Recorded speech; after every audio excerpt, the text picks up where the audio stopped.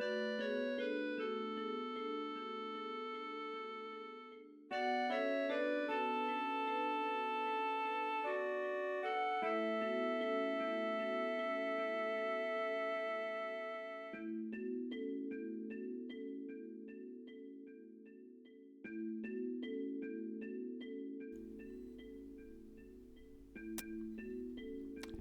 what do you know, chat? Another evening, another stream. How you doing? Hope you're doing well. Ah, felt like I just left this chair. I complain when I stream every evening, and I complain when I haven't had a break. There's just no pleasing some people, is there? Hello, everyone. Hope you're doing well. Welcome to this here, our little corner of the universe, internet, and all things Twitch, where we try to treat the games that we play from to some literary theory. That is to say that we apply the reigning theories of literature science, that is, close reading, structuralist analysis, deconstruction, to try to figure out maybe not so much what this story is, but rather how it's being told. We're taking a look at all the moving bits and bobs, moving pieces of a thing, and trying to figure out, okay, how do these actually interact with one another? How do they work?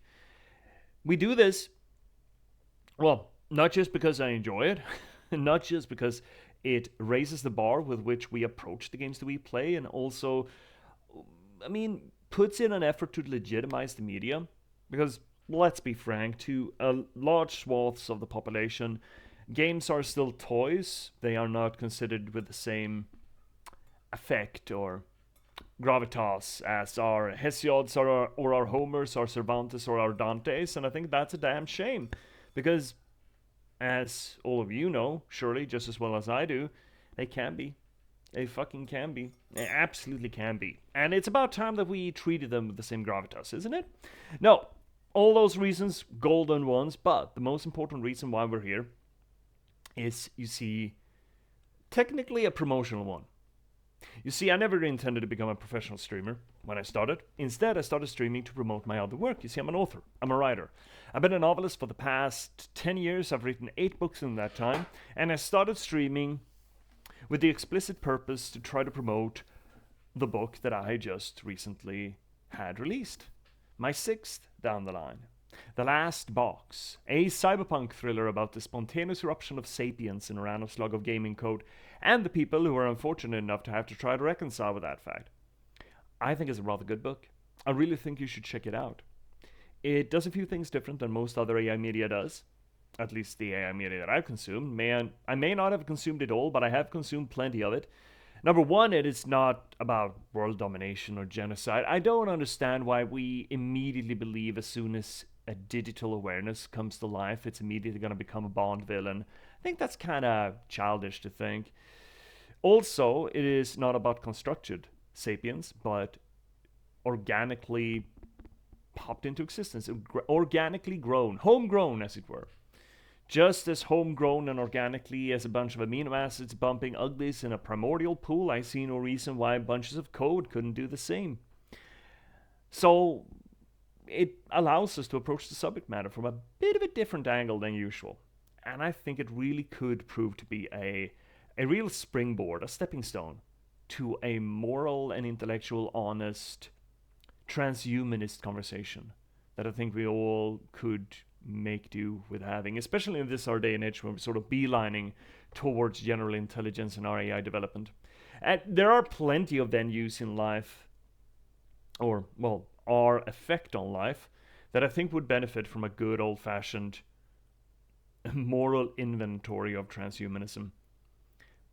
But at the same time, I think AI development, digital awarenesses, are going to be the first thresholds or the first frontiers where we kind of forced into it. Because right now we stand poised to create a slave race for ourselves, and I don't think that'd be particularly healthy for either us or the slave race itself. So, all very high-minded discussion points. I think you should pick it up, and I think you should check it out. Now, where can you check it out, chat? Well, we're not. I got options for you. Now, first link down below is going to get you to Amazon.com, where you can not only get it as an ebook or a print-on-demand copy, but you can also get it as a free sample. There's a big free sample available to you of like 4.5 chapters, I believe. You can just download for free. It's a PDF of almost 50 pages. You can just download and enjoy, which is probably going to be enough for you to figure out whether or not you're going to want to buy it. So please do that. Now, if you do decide you do want to get it, but you don't want to get it on Amazon.com, we're not chat. Second link down below is going to get you to an aggregate feed instead, Books to Read, where you can get this little gem, either as an ebook or a print-on-demand copy, at a bunch of different vendors. I can't keep track of them all. They keep adding new ones or changing their names occasionally, but the most prominent ones are probably Apple Books, Barnes & Noble, and Rakuten Kobo. So please check it out there. That is essentially what we're doing here. Well, that is the reason why we're doing the things that we're doing. What we're doing is that we're playing Dishonored 2. Oh god, I ate a pizza previously. I'm a little bit burpy. We've been playing through the Dishonored catalog, and it's been ups and downs. The first main campaign turned out to be great, even though it started off with a kind of... I had some notes about it being a sort of a bland story and almost annoyingly presented its villains to us in a neat little package in the beginning. But within 2 streams, I was thoroughly invested in the symbology at work. The game is great at it. Arkane Studios really not pulling any punches when it comes to its symbol work. And at the end of the day, Dishonored 1 had one of the absolute best villains that I've ever seen. Haverlock is such a good villain. Oh my god, he's great. We carried on with the DLCs, and I gotta say, the first DLC of the first game was actually actively kind of bad, and it was fascinating to look at the difference. Second DLC, much better. And we started Dishonored 2 just last week. We've just done 2 streams of it previously, and oh boy, we've had a lot to do. It's taken us time. Reasons might be that I keep being interrupted, so rudely interrupted by the world design, which is just fucking mwah. Oh, the world design is so good. Also, our shitter watches are absolutely fantastic. I love our shitter watches. They're great. We've had great shitter watches in Dishonored 2. And where we last left off Emily, the Empress of Dunwall, she had lost her throne to her supposed aunt, hey there Delilah. Her dad, Sweet Corvo, had been turned into a statue. She had been shanghaied by a ship that was conveniently parked right beneath her window. And now we're in the southern ports of the Empire, and we're visiting a former sanatorium that supposedly houses some sort of an alchemist who is ever so cleverly named Alexandria Hypatia, which is... I'm both annoyed and I do appreciate how fucking obvious that name is. But anyway, we're gonna have a hoot. I expect hootery. Not that kind of hootery. God damn it, chat. Get your head out of the gutter.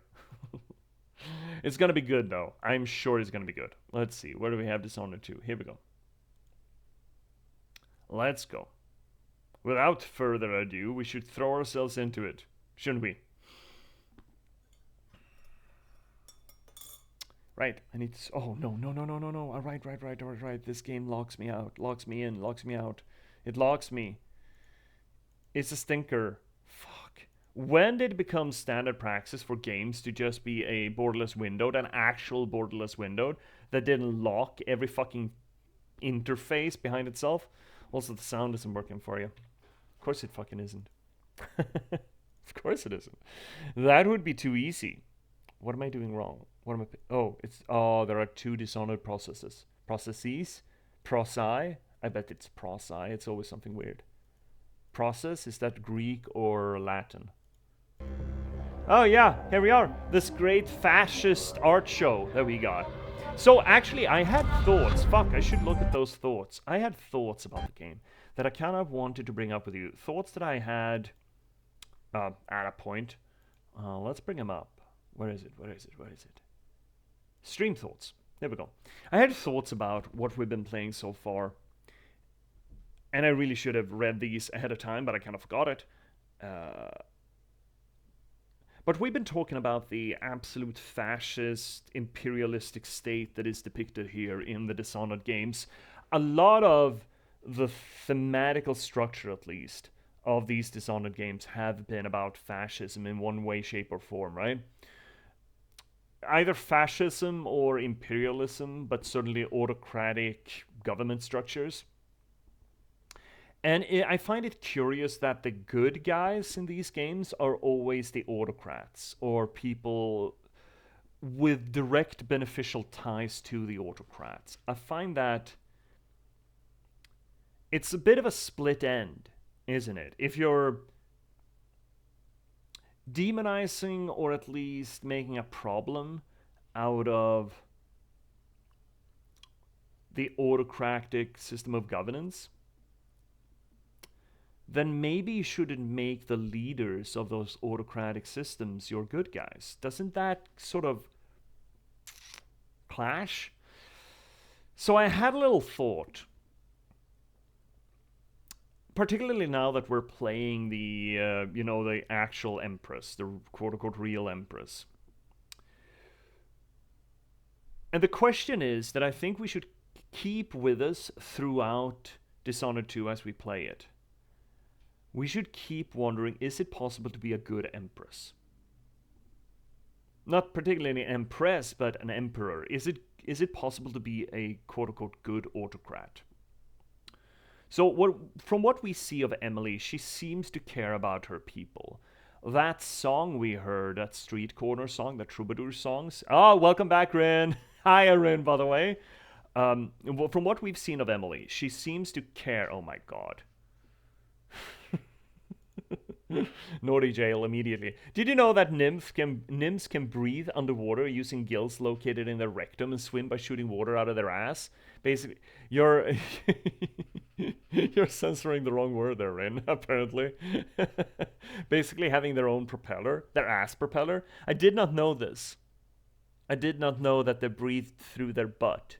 I guess Hideo Kojima, you should keep this fact away from Hideo Kojima, because he's gonna start ass-blaming us for making fun of the nymphs, I suppose. I wonder if scientists, or natural philosophers, I suppose at this time, knew this when they named the nymphs. The nymphs, you know? Nymphs being a sort of a water tart. Right. I'm sorry, I'm remembering a conversation that I wrote in one of my novels. It's actually the one that's going to become available to you by winter, and I just had a lot of fucking fun with it. It's a Rusalka ordering in a pail of water at a bar, just, hydrate her skin. Water spirit in a post-apocalypse is not a great mix.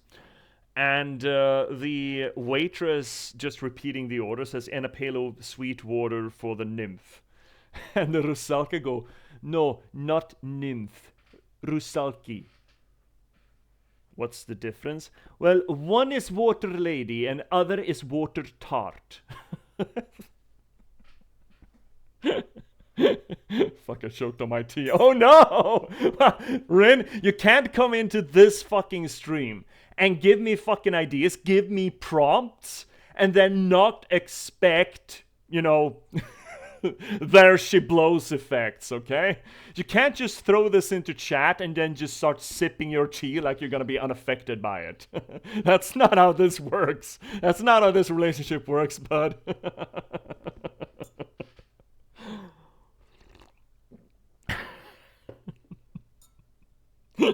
I'm just thinking about that some 16th century natural philosopher, like, it just so happens that these juvenile insect spawn fire water through their rectums. Like a Derriere discharge, as it were. Note that down. Note that down. Yeah, and send it off to the literature department and see if they can find a match for it, yes? I expect to call you Aphrodite. Nymphs? Well, I guess you're a nymph then. With your derriere discharge. Did you know that? Oh my god, Ren. we really need to find you enrichment on the Discord, don't we? Did you know that wombats have such strong ass that they hide in their face and use their ass to plug the entrance? Oh, like Winnie the Pooh, since their ass is scratch and bite resistant. Wait, scratch and bite resistant? What's their ass made out of? Kevlar? Or, is hide in the caves. Yeah. So wait. Is Kevlar? It's the natural resource behind Kevlar. Is that wombat ass? Fuck. We got it, chat. We got it. So when I'm asking for my Renaissance fair leather armor, I should ask for wombat ass armor.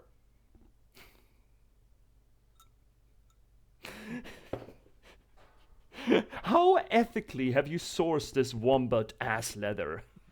Oh, we pick our wombat ass only from the most free-roaming of wombats. They've lived a full life, scratching their scratch-resistant ass against many a, 50-degree heated asphalt road. They've lived a full and happy lives with many children. Shaved their dicks against many another scratch-resistant wombat ass. I never realized that wombat twerking is a declaration of war. In fact, their ass is so strong that if a predator manages to get its snout into the cave, wombats will use their ass to suffocate the predator by pressing them against the top of the cave, basically making them die by twerking. I hadn't even read that.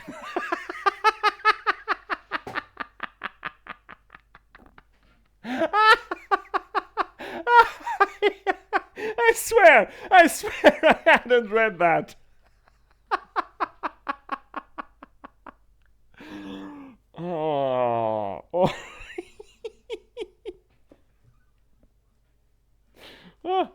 Here we go.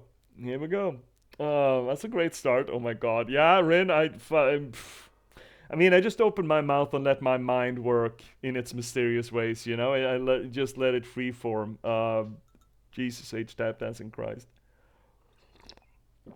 Speaking about Australian weird animals, did you know 95% of all koala bears have chlamydia? And 60% of them have pink eye.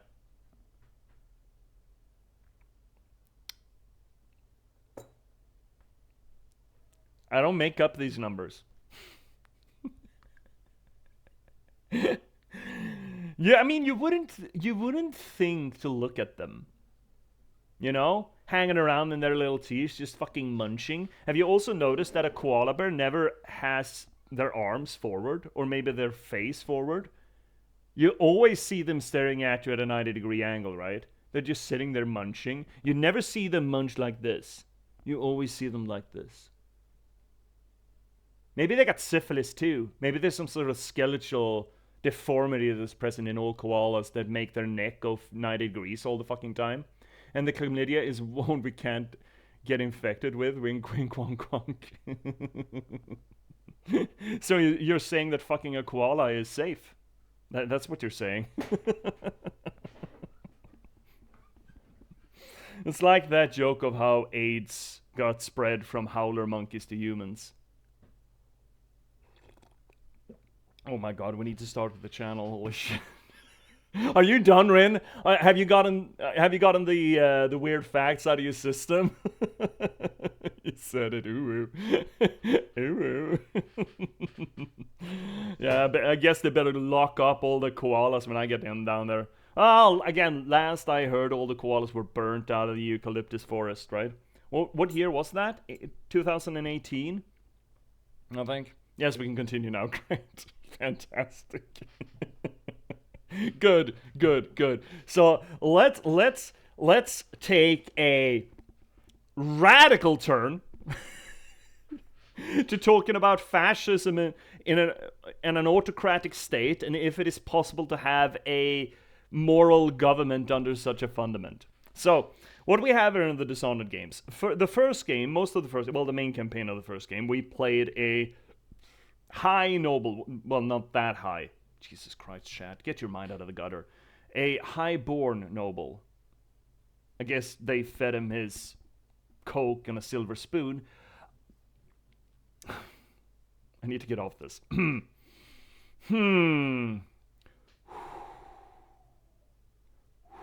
There we go. We play the Lord Protector, one of the most prestigious positions in the Empire beneath the Empress herself. He was absolutely. I mean, Corvo was one of the privileged few, right? He benefited from this autocratic system, and we said continuously as we played Dishonored 1 that what we're seeing here, this fascist state, that wasn't constructed by the Lord Protector. That was inherited by the Empress herself. I wonder if these Kevlars can protect me from vampires. Yes. So what you should ask for when you get vampire protection around your throat, you should ask for wombat ass leather. I'm going to ask for that in my D&D session. I don't think that's going to be appreciated, but I don't give a shit. So, Corvo benefited from this system. He helped build this system. And the first game plays upon, for us as the gamers who come into this world just when Corvo is being set up and has to fight the law, as it were. Obviously, we're put in a position that we're fighting this fascist state, right? We're trying to bring it down. But what we're actually doing is bringing back the status quo of that fascist state. But we as a gamer, I mean, the game design is trying to provoke us to hatred towards not just our targets, but the guards and pretty much everyone making money out or benefiting from this system by, in large parts, the decor, the setting, the fashion. I mean, it looks like 1930s Germany. It's taking its cues very well from that and Italian fascism to evoke this feeling of righteous rage. It's just that we helped set it up. And I feel like that conversation needs to follow through into Dishonored 2, where we're playing the daughter of the murdered empress, Emily. She's 20-something, 25-ish, something. And she's still running this fascist state. It's still a fascist government. It's still a imperialistic state. It's still a colonialist state. It seems to suggest that she's been trying, and it seems to suggest that she does, in some way, shape, or form, care about her citizenry. But the world hasn't gotten better. It's almost gotten worse, even though she cares. So, people are poor. People are starving, no matter what she does. Not dissimilar to Jessamine, who we can hear through the heart, also anguishes at the fact that so many people are poor. And the coup makers keep churning out this propaganda, blaming Emily for the state of things, but we know that this is propaganda. We can hear that it is propaganda because it harps on the same points over and over and over again. And the same people, we hear them listening to street side songs about, an unfair coup, a coup, what's it to you? It doesn't matter to us. Things will remain the same, Okay, so what is the actual question? Is it impossible to make a government like Dunwall's a benevolent one, even if you are the emperor or empress? No matter your leaders, the very nature of this state, this authoritarian capitalist society, this colonialist state, demands misfortune and poverty. Can this government be saved? And if it cannot, what is Emily fighting for? The chance to try? I guess, but, her mom couldn't do it. That's not to say that Emily can't, but she's tried for like 10 years, and it certainly seems like it's impossible. Even if she's trying, someone's just going to come along and knock her off her pedestal, right? So is it possible to actually turn this government around, or should the state fall? And if the state should fall, why are we fighting for its preservation? Why is Emily fighting for it? Why are we, as the gamer, fighting for it? Because that is essentially what we're fighting for. We're not fighting against oppression. We're fighting to maintain our oppression. And I wonder if Dishonored 2 is actually going to touch on that. Let's see here, Ren. I'm sorry, I wanted to get these thoughts out. It could be a very good plot. I want to have a scratch and bite resistant leather armor made by the finest of wombat asses, my good sir. Yes, it could be. That could be a fetch quest. Oh, you need to go down to Schult and find a fucking wombat. just go fetch. Or make a planar portal to Australia. It's like Kalimshaw in winter. It's the same thing, really. So I just want us to bring this thought with us as we play these games. What is Emily actually fighting for? What is the moral position of Emily's argument here?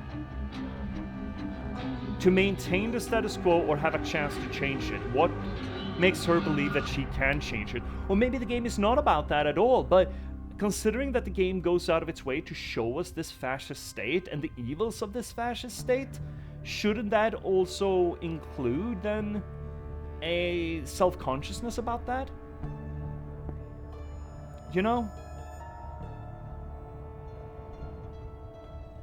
Considering that this game comes out of French hands, and we know that France has been one of the last nations to give up or be torn away from colonialism, and considering how France has handled the post-colonial period in Africa, maybe the French mindset still considers this the norm or the best. I don't know. If there's anyone French watching, please give some thoughts on this. I wonder if we're seeing through that. I mean, the game is not based on French colonialism. I think it's more British colonialism, but I think that might have bled through. And I mean, look at this. I don't think this looks as much like a Victorian picture as much as a Napoleonic one, right? Doesn't this feel more Napoleon, the Second Reich, rather than a Victorian feel to it? I think there is some French colonialism and French fascism in this, or fascism, but autocratic government, colonialist government at least. And that flag almost looks suspiciously like a fleur-de-lis, doesn't it? Anywho, let's actually get into it after 30 minutes of talking. I mean, that is what we're here for, right? We're here for conversation about this stuff. So we're infiltrating a sanatorium. And not only any sanatorium, we're infiltrating a used sanatorium. A former sanatorium. And we just got up, right, we just got up to some of the apartments up here. We're looking for pick-me-ups. So fucking beautiful, this game. Just look at the level of, I mean, the leaves are kind of flat, fair, but otherwise, look at this. What would you call, not a banister? What is this? Divider? Looking kind of Art Deco-y, isn't it? Beautiful. Fucking beautiful. So is that door.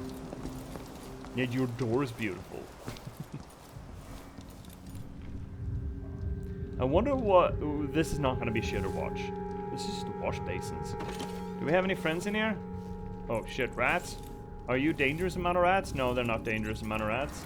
They're the perfect amount of rats. Oh, more hookahs?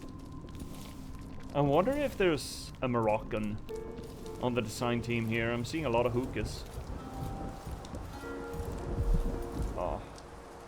Oh, look at that lamp. The design is so goddamn beautiful. Okay, so where's the thing? It's just beneath us?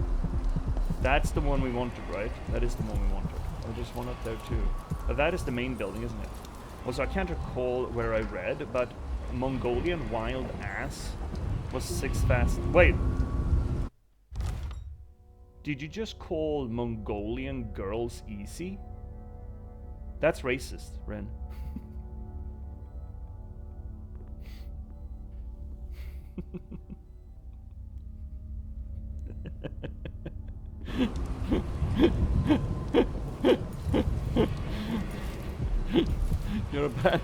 You're a bad influence on me, Ren. You make sure she stays where we Whoop. Oh. There are friends in there? Unfortunate. Let's slibbity slooby up here. Can I not slibbity slooby? If I get up here, maybe I can slibbity slooby? Now I can slibbity slooby. Look at me, I'm all slibby slooby up here.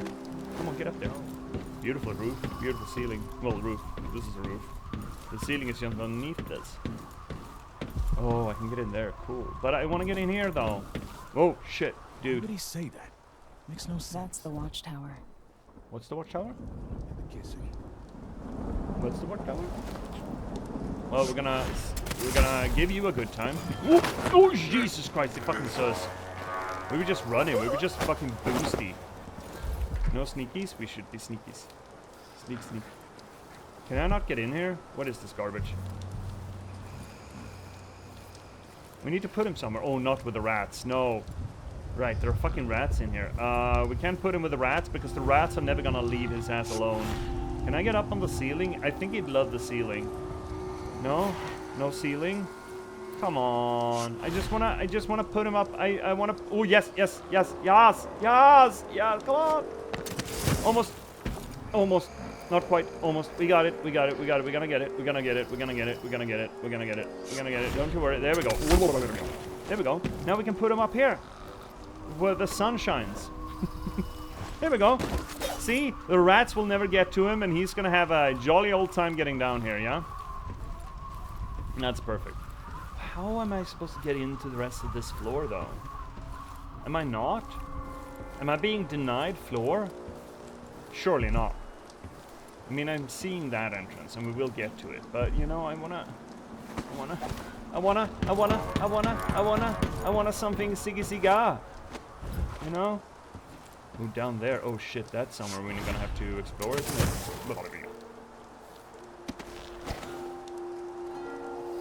How do we get there? How dull? How dull? Is there anything fun down there? It says no to me, but I don't trust it. I don't believe it. So what we want a way to get down to that corrupted one, or any thing. And I think this place is the way to go. I think. No, let's just get me in here. How do I get into the rest? Is it just locked out? Locked away? How dare? How dare this game just lock me out like that? My god, Fine, fine. It's not like I needed a tour or anything. Oh shit. We can go around here too. Okay, let's take a look at the venti. Interesting. Copper plating, is it? Kind of looks like copper. And then you got grates over circular shafts. That's curious. Jellied eels. Oh, rune. Well, imagine you just stumbling onto that. Oh, button.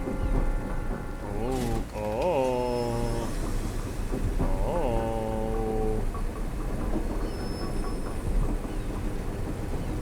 Why isn't there a lid on this thing? So sloppy, by the way. So sloppy. Well, my idea of being able to get to, oh, let's see, what the fuck am I doing? I'm doing this. Boom. To get to either of those two through here seems to be bungled. I do not seem to be able to do that, which makes me a very sad panda. Yeah, you can. There we go.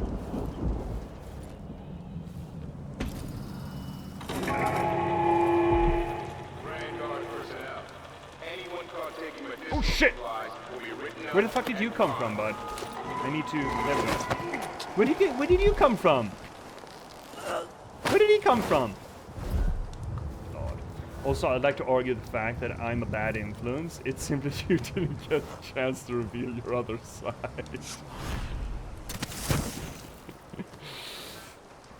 I'm not a bad influence. You're just repressed. I think you're not. Okay, I don't think your argument is landing as well as you think it is, Rin. I know. You're supposed to argue against my statement, not in favor.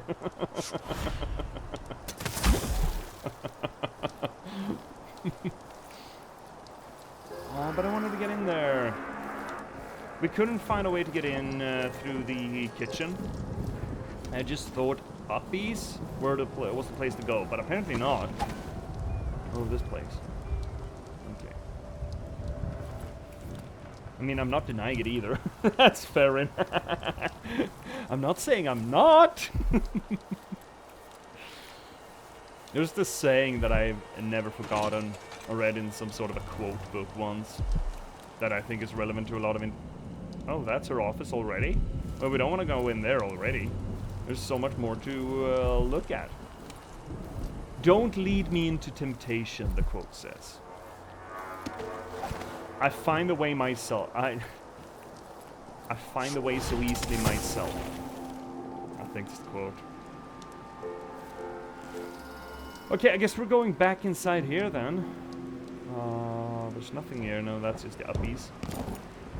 How the fuck do we get to that thing? How does? Maybe from the other side. Could we get down there? I'm not saying I'm not. It's just not completely my fault. So what you're saying is that you're guilty, but you're also innocent. Is that it?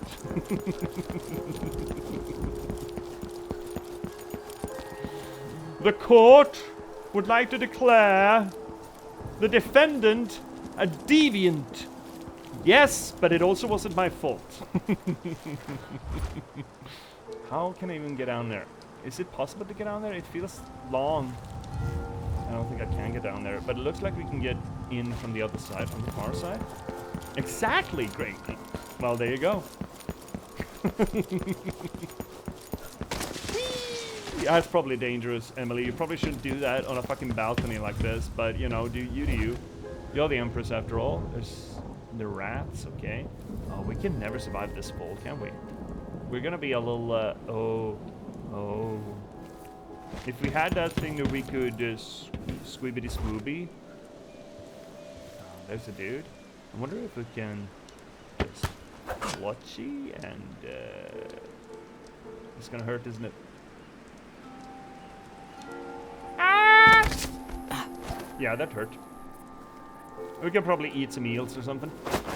Chokies, quick chokies.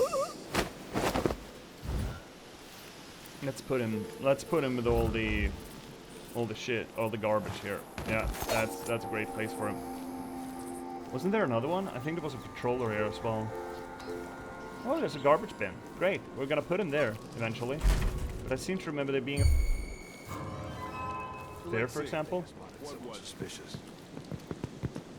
Are there two of them? Fuck. Oh shit. No! No, goddammit. Let's go! Let me demonstrate how I... Why did you kill him? That was your friend! Your friend! Your friend! Your only friend! What level or chapter or whatever you're in? It's like the first. It's a first proper mission, really.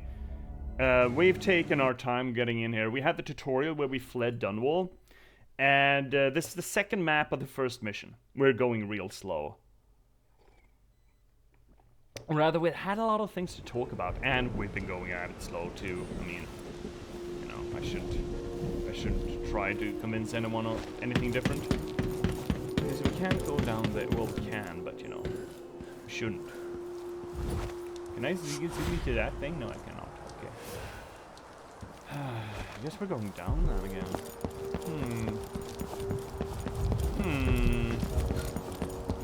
Because we're most definitely exploring every goddamn piece of this place. Did you grab the rune in the dining hall? We were in the dining hall? But we're going back there right now, and yes, we did grab a few things in there. What I'm concerned about is that we didn't grab it all. Or there was a space behind it that I couldn't really get to that frustrated me. At the body house, one night. Now I'm covered in shankers. What's it now? Hey, 00Z! Hiya! How you doing? Are you doing well? Oh my god, we just started here. I mean, it's going. Squibbly Scooby. There we go. What is your problem, dude? Your specific problem. So what's the dining hall? It's in here, right? Oh, blood flies. Great. We can probably use those to kill people. Yeah, shit. You're right, thanks. Not long back from your work, just puttering around the house, feeding the cats. Yeah, the multitude of cats. Oh.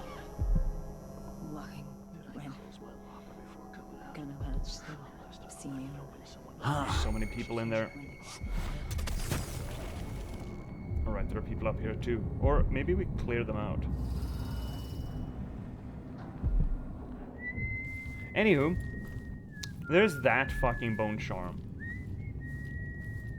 Oh, let's scroll up for some valuable knowledge about nature. I would warn you, Z, but it is very valuable. How do we get through here?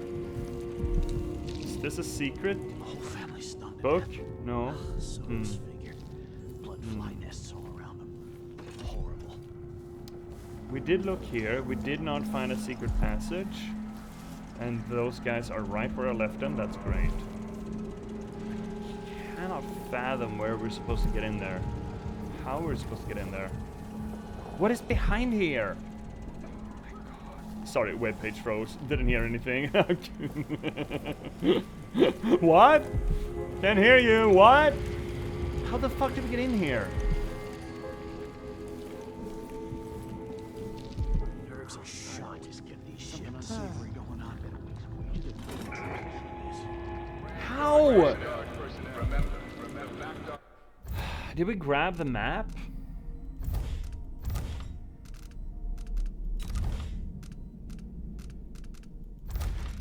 We did. Okay. That's the first floor. There we go. We should be here. That's the kitchen. We are on the second floor. Here we go. There's a staircase. From the third, we get in there from the third floor. See that staircase there? Yeah. That's that staircase. So we need to get up to the third floor to get in behind there. Okay, let's do that. Okay. Okay, great. Huh, the map was actually useful. What do you say? Left side of the Institute has a wall with a rune. I think we got the thing downstairs here. I think we've gotten everything in this wing.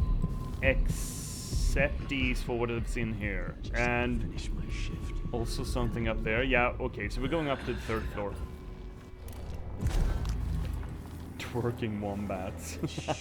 Reeks. I gotta get a spirit.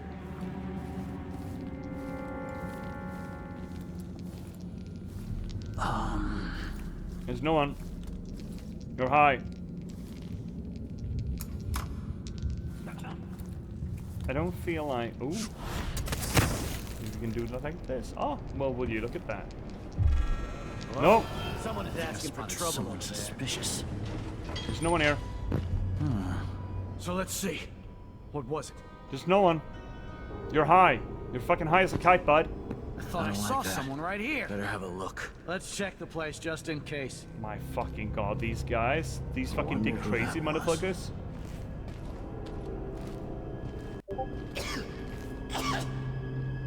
You're still standing there? Okay. Saving.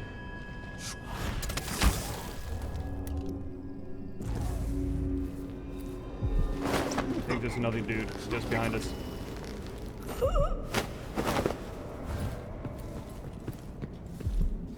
I imagine that? Yes? No, I'm sure. Nope. There's no one here. Really? Really? What the fuck, dude? I'm right. Dude, I'm right here. Dude, peripheral vision, dude. My guy. Huh? No, okay, there's no one here. There's still no one here. Is he hearing the snoring? I think he's hearing the fucking snoring. Are any first badges up for grabs right now? I think so, Ren. Actually, I think we got we got a few. Yeah, we got a few firsties.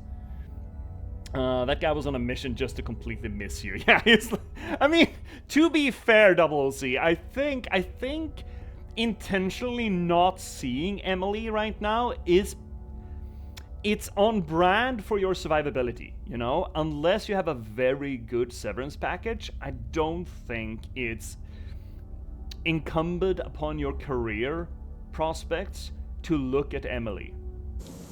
You know? I thought we were playing as John Cena. You can't. You know? Okay, chat. Have you ever... Actually, I'm gonna throw us to studio for this. Have you ever in your lives just never been confronted with a meme or an ID or a word or a science fact? Thank you very much, Rin. And then you hear it once, and then over a course of like... That's what I appreciate about you. Oh, thank you, Rin. Thank you so much for the follow. Oh, shit, for the subscription. Thank you. Oh my god. Thank you so much. That, holy shit, that means a lot. That I still can't wrap my head around that. People are paying me for this. Thank you so much. Whoop whoop. Actually, let's put a spin on this. Let's start a tradition. Congratulations! Congratulations! Congratulations! Congratulations! Congratulations. Congratulations! Congratulations! Congratulations! Congratulations! Congratulations. Congratulations! Congratulations! Congratulations!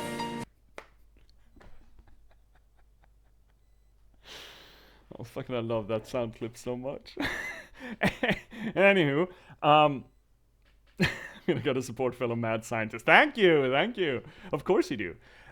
So you're encountering this phenomena or this word or this phrase or whatever else have you for the first time, and then it's just start hailing references to it, and you see it everywhere. The John Cena thing is one of them. I've never been a wrestling person. I mean, I'm a Scandinavian. We're not much into wrestling here, as a general rule. I know of John Cena, you know. I know of the concept of John Cena. I also know that he's actually surprisingly a pretty good actor. Who'd have thought? But I didn't know, you know, this you can't see me thing. But just earlier today or yesterday, I saw a TikTok or a Vine, a short video of John Cena serving tea to someone's grandma. And the grandma goes, she references that thing, she was telling her grandkids that she was going to meet John Cena, and they told her that they were never going to be able to see him. And John Cena just tries to explain it to the grandma what that you can't see me thing is. It's fucking darling. I completely get what you're saying. I know nothing about Star Wars, but I've been on the internet enough that I know all the memes. Right. That is a weird state of media consumption we have found ourselves in with the internet, that we know pieces of media primarily, or certain pieces of media primarily through tidbits of memes and the proliferation of those memes, and we don't actually know the media itself. For one thing, I've never actually read Orwell's 1984. Actually never read it. But by now, I feel like I don't need to, because I probably encountered enough memes or enough memetic parts of 1984 and enough references to it that nothing in 1984 would surprise me. It wouldn't be interesting. It would just be a catalog of things that I've already seen other versions of, you know? Also, I watched A Few Good Men. That's such a good... Both of them. There are two. For the first time last year, and I know that one line was coming before it came without knowing where it came from. Yeah. If you've never seen Casablanca, I fucking dare you to watch Casablanca and just regale in the comment, in the not memes per se, but the quotes out of that. Never? You never seen Casablanca? Oh, Double OZ. Oh, it's such a good movie. It's so fucking good. And the script, it's so good. It's so fucking good. Oh, treat yourself, see. Treat yourself. It's so fucking good. You know the whole, this is the beginning of a beautiful friendship. What else? We'll always have Paris. Play It, Sam. All of that, Casablanca, and then some. Have you ever had a girlfriend that would do anything to preserve your happiness? Nah, no one ever loved me that much. Why did you come? Why did you come to Casablanca, Monsieur Rick? Casablanca? I came here for the waters. What waters? Waters? What waters? We're in the middle of a desert. I was misinformed. It's just so fucking good. Xmas tree stand, J.P.S. Oh my god. I'm gonna look at that later, Jane. Or do you need me to look at it now? Yeah, you probably do. Oh my god, what is this? Oh my fucking god.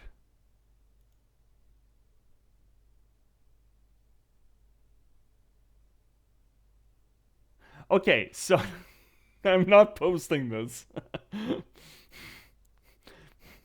I'm only gonna ask you one thing, Rin, about that. Where's that cord going? Okay, anyway, back to the game. Holy shit. Where's that cord going? Right, we had a friend. You got a friend in me. You got a... Oh shit, no, I didn't want to do that. Oh, did I drop him? Oh no, oh no, oh no, no, no, no, no! Oh, fine. Oh god, he's fine. Oh, dude, I almost dropped you. Oh. Oh, you... Oh my shit. Dude, Roger, wake up, you gotta see this. I accidentally dropped you, Roger, and oh boy, are you lucky, buddy.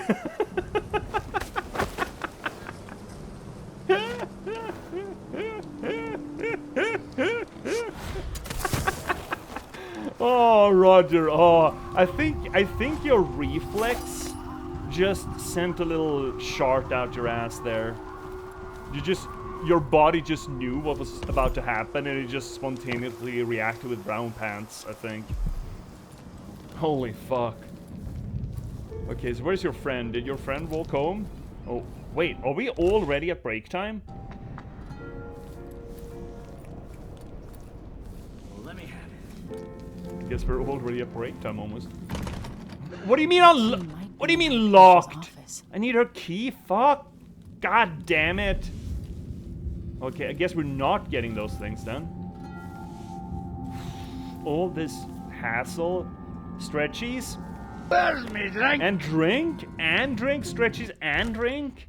Oh my god. We're gonna get back from... you know what? I'm gonna go get myself a halfway proper drink. And we're gonna go to break. And coming out of break, I will do stretchies. Okay? Does that sound good? Because the ads are coming in like on minute 30 anyway, so we might as well, right? So we're gonna grab that first break. Take your tinkle, refill your fluids, or recycle your fluids. Touch grass. I'm gonna go pet my pet grass that I got, so I don't have to go outside. I actually brought grass in with me, because I'm just that kind of a gamer. And I'm gonna go get myself a proper drink, and once the break is over, we're gonna do the stretchies, yeah? Oh my god.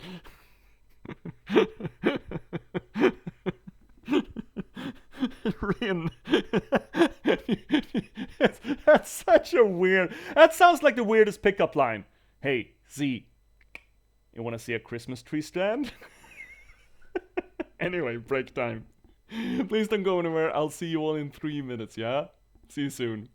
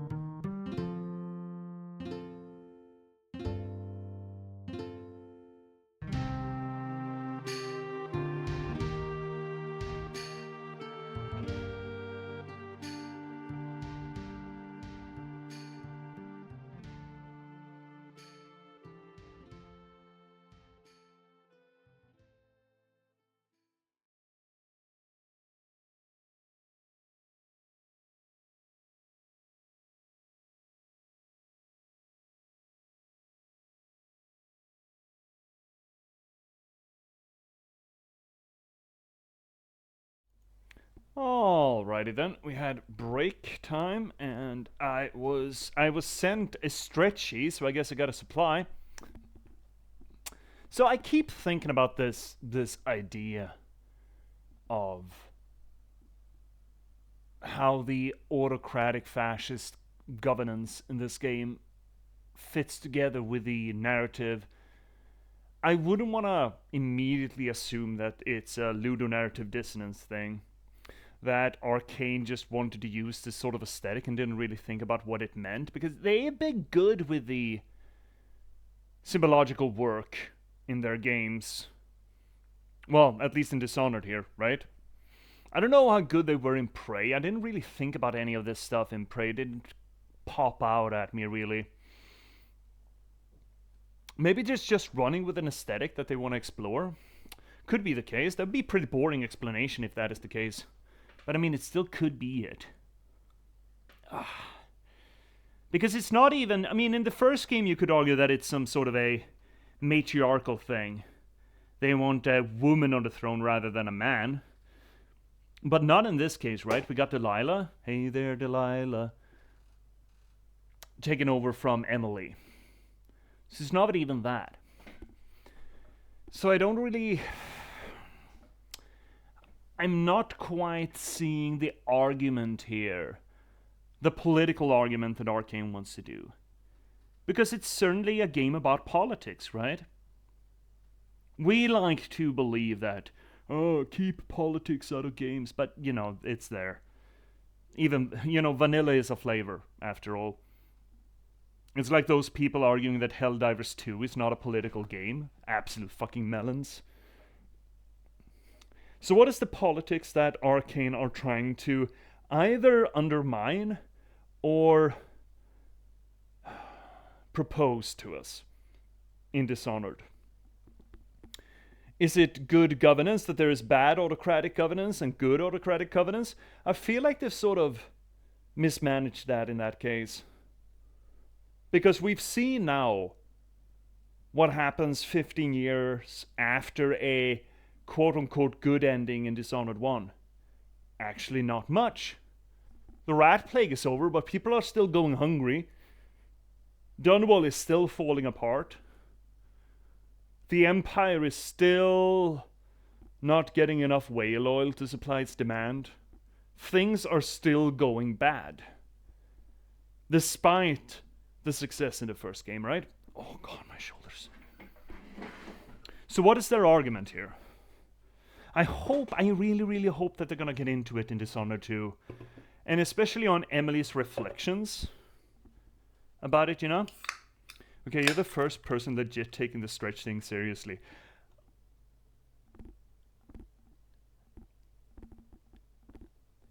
Nothing in this life is worth doing if it's not worth doing right. Isn't it? Why are we having that button if I wouldn't take it seriously, you know? Why would I even have that button? Right? People don't take that seriously? Fuck, people should take things seriously more. Everything is more fun when you take things seriously. Dare to reject the postmodern era. Join me in the new society.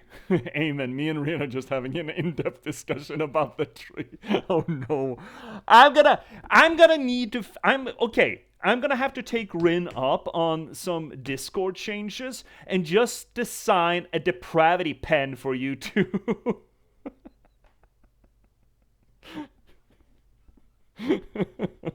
So you don't have to come into the stream live and be all pent up with depravity, you know? Anyway, let's get back into the game and actually get some gaming done, yeah? Oh, that's good beer. Yeah, it's shit beer, but you know. Okay, what am I supposed to do in here then? Nothing? Oh, there's a book. Last entry in the matron's diary. Who the fuck is the matron? I've been dismissed. That's how they put it. Like, I just brought the tea and I could take my leave. And me, the fool, thinking I'm getting an afternoon off for a change, I says. Grand. I'll see you early in the morning. Oh, my face turned a shade crimson when they said I was never to return. Never! No explanation. I'm not even allowed to see the good doctor. I must have done something awful to deserve such ill treatment. But what? Didn't I always support Hypatia? Didn't I do all she asked? I was her other set of hands, her own words. I've been trying to recall what it was I could have done that was so wrong. I did leave that vial of medicine on the counter, and it got spoiled, but that was over a month ago, and Hypatia didn't even seem the least upset about it. Now I think she must have been ever so disappointed in me, but perhaps it was too sweet to say anything to my face about it. Oh, all that work left to do. I'm too distraught to write anything more. Okay. So, Hypatia is distracted? I mean, I suppose she would be, right? Bathing salts? Holy shit, they're doing drugs like it's Florida in this place. They're just going ham. Bath salts every which way we turn. These fucking typewriters though, look at them. I wonder if that's comfortable to write like that. To have, like you're just fondling a little orb of keys, you know? Huh. Why did someone break the window though? Anyway, okay, so we're not bothering with the stuff in there for the time being. There's oh, interesting. Black bone charm. Well, I guess we're gonna go get that. Oh no, is that in the office? It's probably in the office. Other than that, there's one down there. Okay, so let's go down there then. Grab that first. And I know there's a friend around here. Alright, here we go. Oh, you were playing dice. Oh, fun for you.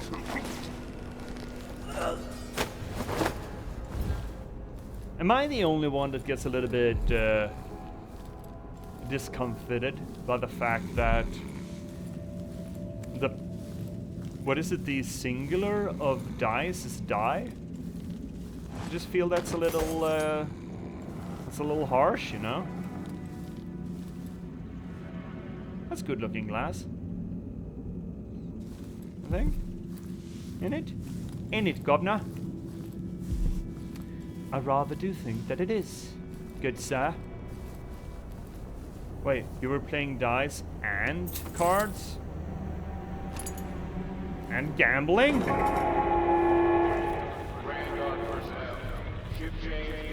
Have we been in here? Oh, we can't? Oh, that VA system needs to go. We've been in there and it wasn't fun. So let's just go downstairs. Yeah, I see the flies. Why do you keep those? We can't go downies? There's no downies to go? Okay, so this is how we get outside though. Did we clear? No, there's a dude there. Anyone else? No, I think we're good. Hi, friend.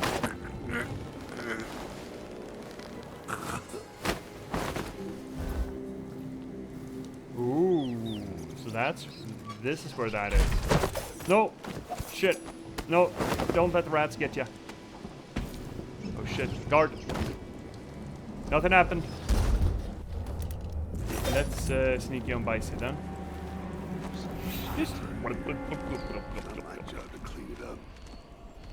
There's a guard. There's a buy. Anyone else around here? Can't see anyone. You know, I think this is... Shit. That's a bad thing. I think that's the kind of thing that will kill me. Okay, we wanna get rid of that. It's a machine gun turret, isn't it? I think that's a fucking machine gun turret. I'm not a big fan of getting machine gunned. Oh, guards, fuck.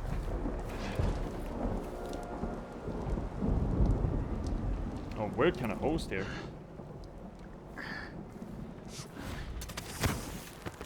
More bad things have happened here in the last 5 years than in all the years of my life before that. I know that much. Yeah, shit's getting fucky. Hate when that happens. So how are you guys doing? You're just sitting there. I'm bored. Entire shipment of whale oil tanks just gone. Taken right from under their noses. I don't like you just leaning there, bud. Could you lean somewhere else? Do we have anything to distract them with? I don't think we do. Could just shoot him, I suppose. Feels a little mean. How would he say that? It makes no sense. Anyway, I'm not the one who did the kissing. Wait, you didn't do any kissing? Why, if you're an elite guard, why are you not doing any kissing?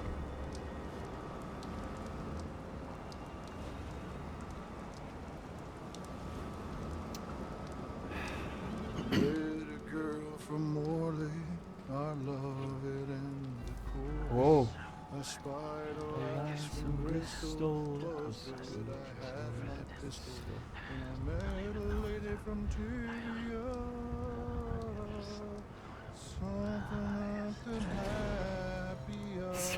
Something and happy, Oh my god, this song is great. J.P.S, I got a question. Yeah, how much do you like chocolate? Filthy air. Disgusting. I mean, I like chocolate. I understand that I'm not as obsessed about chocolate as at least the ladies that I've known are. But I can murder a chocolate bar. I'm not big into I'm trying to get into dark chocolate. Because I understand that milk chocolate is essentially just palm oil, fat, and sugar. With a little chocolate, well, chocolate grinds for seasoning, essentially. So I'm trying to get into dark chocolate, but I don't like the bitterness, really, of, you know, proper chocolate, as it were. So I guess I got a layman's appreciation for chocolate, I guess.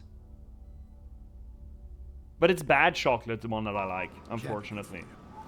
And I have cut back on chocolate. What do you mean, no? What do you mean, no? What do you mean, no, ZZZ? Dude, you need to stop leaning on this fucking guardrail, man. This is gonna end poorly, isn't it? Oh! No. Oh, what?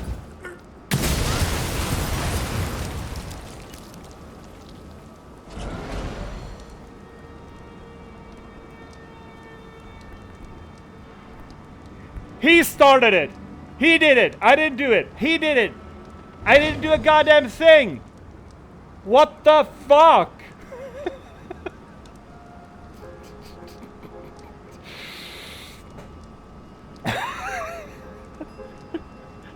What the shit just that? Oh my god!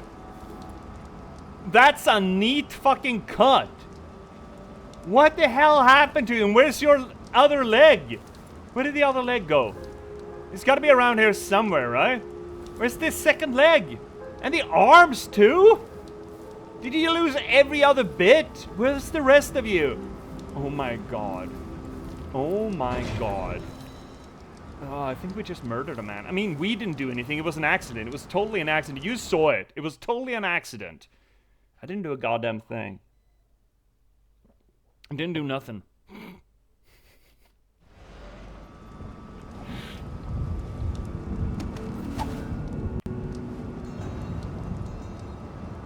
Come see. There. That's the ticket. See, we choke him, we carry him, and we just sneak. See, everything is fine. Now it fucking worked. Holy shit, fucking whale oil tanks. Yeah. take a breather, bud. Hiya, cobblers! How's it going? How is Adamire? We're still here. We haven't gotten far. I've been, let's just say I've been busy, I guess. Let's say that I've been busy, okay? Wait, no. Still boys down here. I'm thinking this is gonna be the exit strategy for us on this map. Wait. Shut down the watchtower? Oh, that was the watchtower. Oh, great. Oh, yeah, this is the exit plan. Yeah, I get it. Oh, we should deal with you. Are there more friends down here? Probably are, right? There's a guard hut. Oh, a little hutty. Let's just give him a nappy.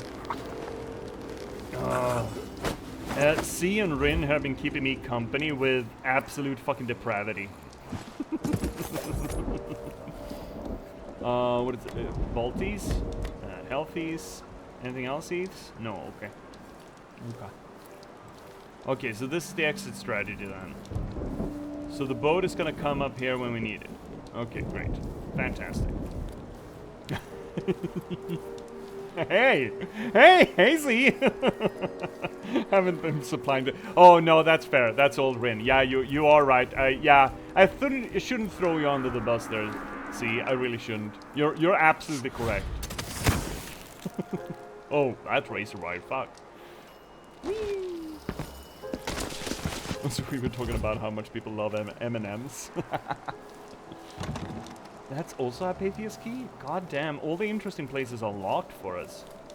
What is this place? Okay, well, we got that over with. We did that thing. Great. Now we just have 2 guards up here. We should probably deal with those boys. Those guys. They are fair. There was a mini M&M released in the UK a few weeks back. Try those. Cobb, have you ever tried to lick the chocolate out of a green M&M? Rin knows what I'm talking about.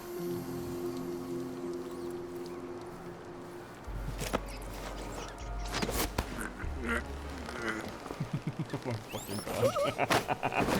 Rin knows exactly what I'm talking about.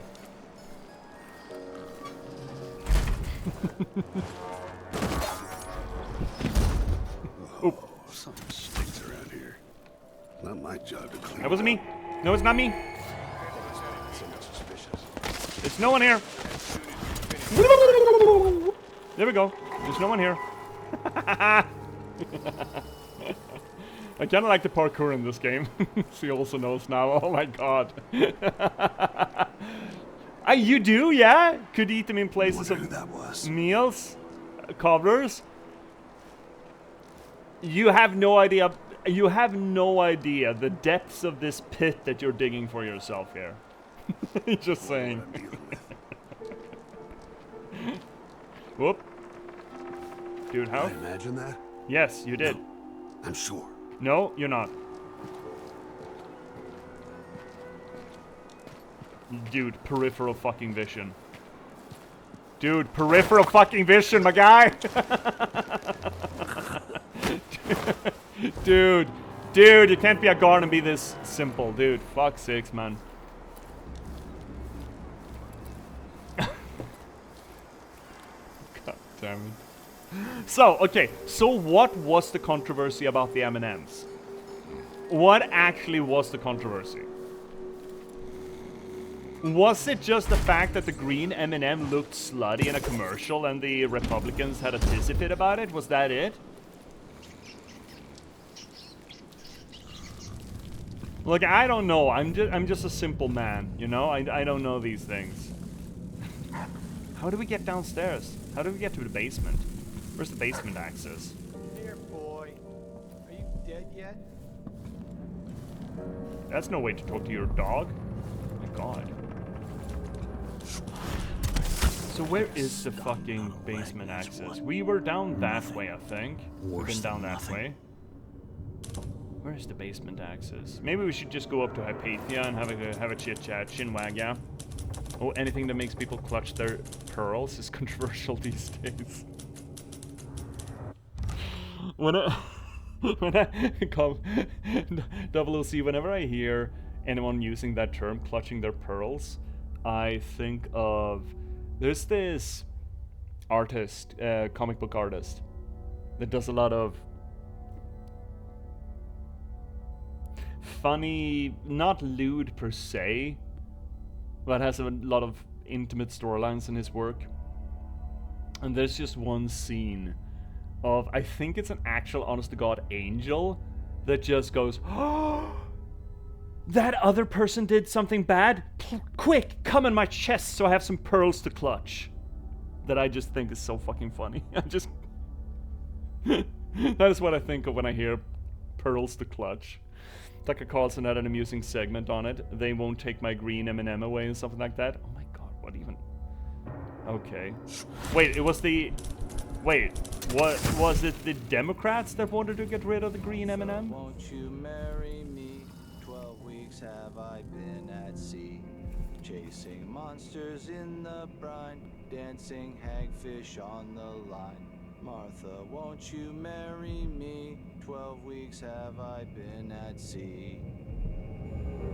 Oh my god, did you hear that? That's... Wow, dude. Dude, maybe she's just not into you. Have you ever thought of that? That made me so much worse knowing this information. Oh, Rin, you didn't know it? You didn't know that? Well, now you know. The more you know, you know. The more you know, you know.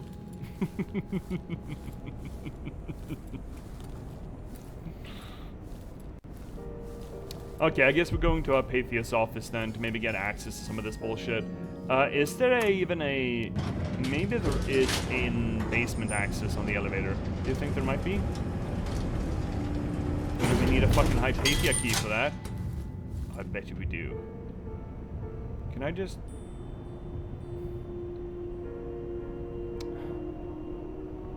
You know what, let's just go to her office. I'm sure everything will shake out just fine as soon as we get to her office.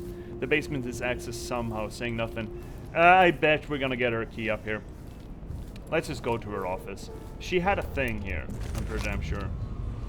No, it's up? Oh, well, we can do up.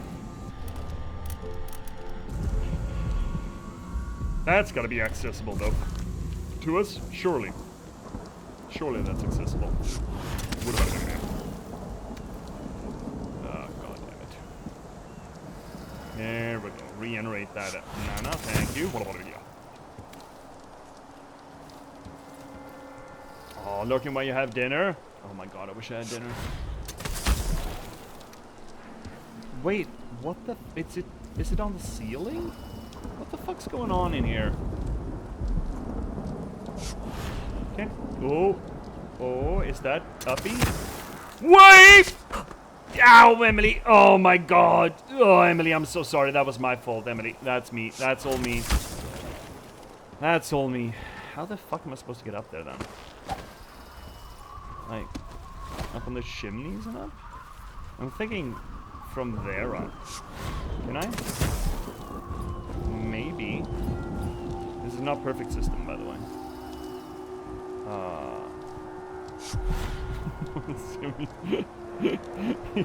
Be careful, bud. Be careful, cobblers. Once you have seen M&M memes, you cannot unsee M&M memes. God damn it! God damn it! How do I get up there? Yeah, how do get up? How up? From here, maybe? Maybe from chimneys? Yeah, this should be possible, I think. Yeah, there we go. One little bird's nest. Aww. And a... God. Coin? Okay, I thought I saw key. Black bone charm. Interesting. So why are we racist against this bone charm? Leech guts. You gain health when inflicting sore damage or assassinating enemies. Well, that would be delightful if we didn't, you know, not.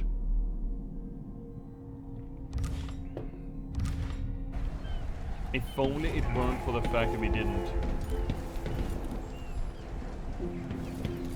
In that case, I think we got all the things that are accessible to us at the moment. These things we're gonna need J.P.S key, I believe. I think.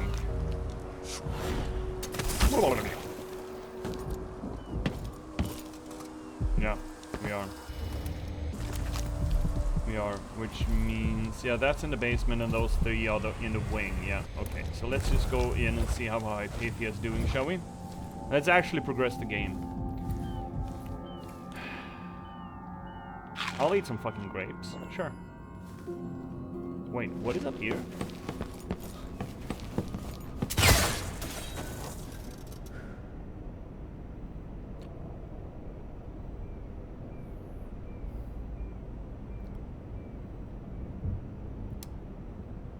First of all, I feel insulted.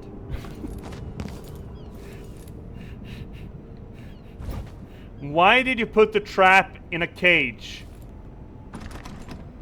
What do you mean, J.P.S? God damn it, okay, fuck. J.P.S, I need your fucking key. Apparently we're a master assassin or the apprentice of a master assassin, but we can't pick a fucking lock. Ouch, my ankles. I all to feel the tripwires in this game. Yeah, I felt my knees there too. Wait, oh god damn it. Orders from Captain Ramirez. Dr. Alessandria Hypatia won't be working in her office today. She'll be in the recuperation auditorium instead, which is locked. She's not to be disturbed. If anything urgent comes up, I'll leave Dr. Hypatia's key in her office. One other thing, the janitor Hamilton is to remain in deceased treatment until I interrogate him and decide on his fate. We've got him locked up in the little plant conservatory there. No one is allowed to speak to him, or even enter the room. Okay. Mosh mosh! Oh, audiograph, great. Actually, let's pop one of them. Pick up. The blackouts are worse, and my dreams have taken a turn towards the disturbing. Even rest eludes me. Duke Bell seemed overprotective at first, but increasingly, I'm a prisoner in my own lab. The soldiers stationed here leave me alone, but even then I feel like I'm being watched. What really saddens me is the loss of my work. I've always thrived on my connection to the people who need me the most. The workers and their families. Each time I hear there's been an outbreak of some fever or some new condition among the miners, it pains me that I am not with them, working to ease their suffering. Yeah. Doctors are always so concerned about people suffering. Also, are you cobblers on Discord? Yeah, I believe Cobb is, well, Alexandria Hypatia. I probably should. I'm focused on doing my fucking job. Let it to a journalist, just any journalist, really. Chief Alchemist Alexandria Hypatia. I am writing because I am not permitted to visit you in person, thanks to one of the Duke's new decrees, which now fall on the city as frequently as drops of rain. But I will get to the matter at hand. What is the progress with the research on the latest strain of bloodfly fever? Is there any hope for an improved version of the atomized solution? I am talking of a remedy that could cure the fever instead of just delaying the symptoms. Have any of your experiments proven effective? If so, when will something be available to the community? As you must know, available stocks of elixir are dwindling, and people often have to turn to the black market to buy potions. Oh, we're back there again, yeah, are we? Okay, we finally got our fucking key, though. Great. Fantastic. So the recuperation door is the 3rd floor. Great. I guess we're talking to the guy.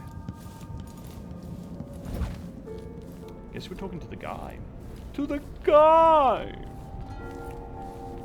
But we already did that, didn't we? Did we miss something up there? No, it's just marked. Okay. Right? Because...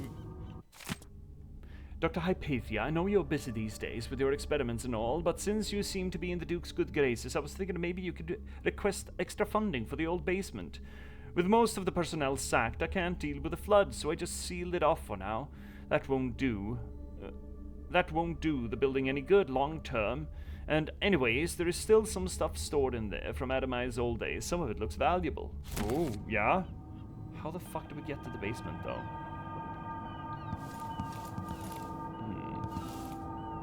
Oh, could we break the elevator shafts? Oh, look at this. Someone tried to do a sneaky little gold ingot on us. Very sneaky. You know what I'm thinking? I'm thinking we might be able to get into the basement through the elevator shaft floor, actually. Oh, yeah, cool. You're so cool. Parkour.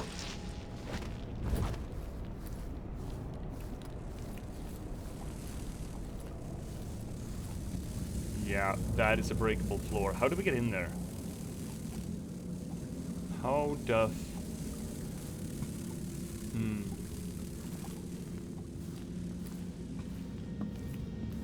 How do we get into the elevator shaft? Underneath the elevator. On top of the elevator is no problem. How do we get in underneath it? Do we have... maybe rats? We have rats here close to us. Can we see anywhere the rats would be able to get in? I cannot see anywhere the rats would be able to get in. That is a breakable floor if I ever saw a breakable floor. How? Oh, I see an opening. Warmer J.P.S. Yeah, I see the opening. I see it, I see it, I see it, I see it. Gamers never look up, right?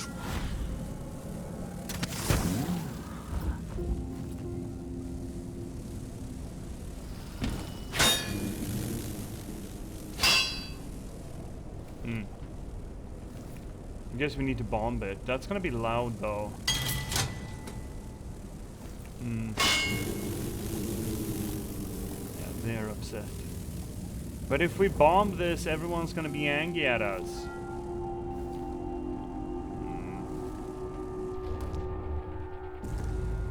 Are there powers that would permit us to just break this open? Throw objects further, break down weaker wooden doors with your sword. Yes, we could get this. We got enough runes to get this entire line. Let's save and try that. Oh, hi Mac Daddy! Hiya buddy! This week on Shitter Watch. A loo that is connected to a wall. No! Piping! And there is an electric inside. We haven't found any poopers yet. We're looking forward to that though. And now what to break the floor? I mean, let's just grab the strength thing. Let's just, wait, fuck. There we go. Strength. Actually, we should save first in case that doesn't work. But I think it will work. It'll work. Hiya, Mac Daddy. How you doing, buddy? Destroy the elevator cables to see if it works. Oh, that would be fun. Oh, actually, that's the most fun. Yes, Rin. That sounds delectable. I want to try that if that actually works. Yes. I love the way your mind works, Rin. Well, we already established that, I think, but that's so much more fun than anything else.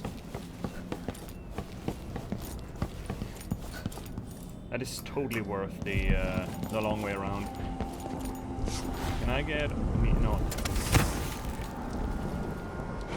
Regen. There we go. I would love a bone charm that would permit some fast regen. So is them degens from upcountry. Okay.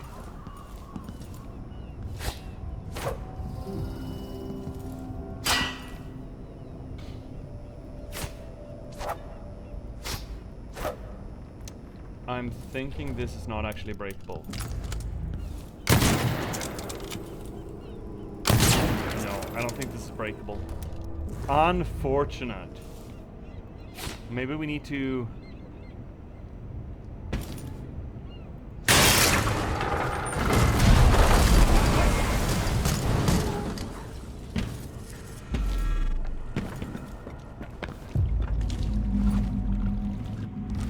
so fucking cool.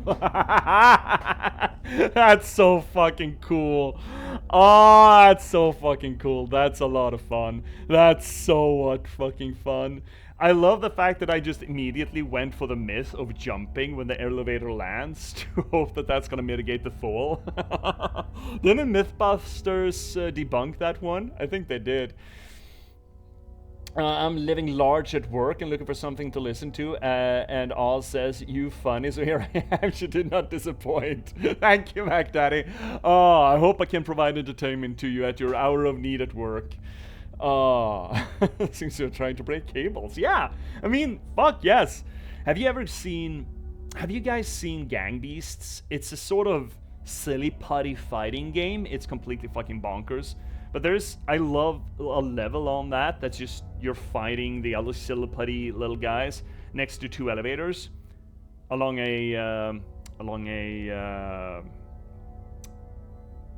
building side. And you can grip onto a cable and just smash the cable apart to just bring down the elevators. It's so fucking good. I only found that out on my third playthrough. Ah, it's great how the devs don't give a shit if you miss this. Yeah, I do appreciate that when a game doesn't... I understand that a game developer, when they have designed something really neat, they want to show that off. But I appreciate the integrity, I guess, of permitting a really fucking cool thing to be missable. You know, Baldur's Gate 3 was great at that, the FromSoft team is great at that, and apparently Dishonored is also great at that.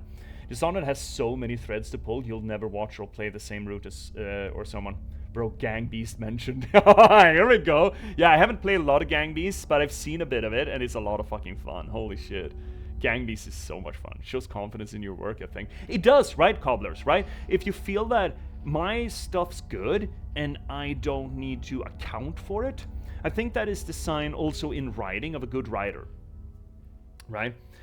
I feel like a lot of science fiction and fantasy writers, when they create their world and they put so much effort into making a map, making a world, making a history, I feel it comes across as... I just recently today told myself I was gonna stop using this word because it is tremendously triggering, and I understand this, but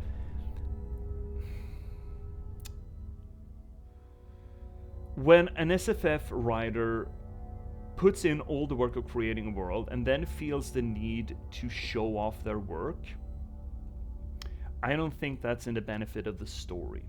I think that the writer loses perspective on what's important.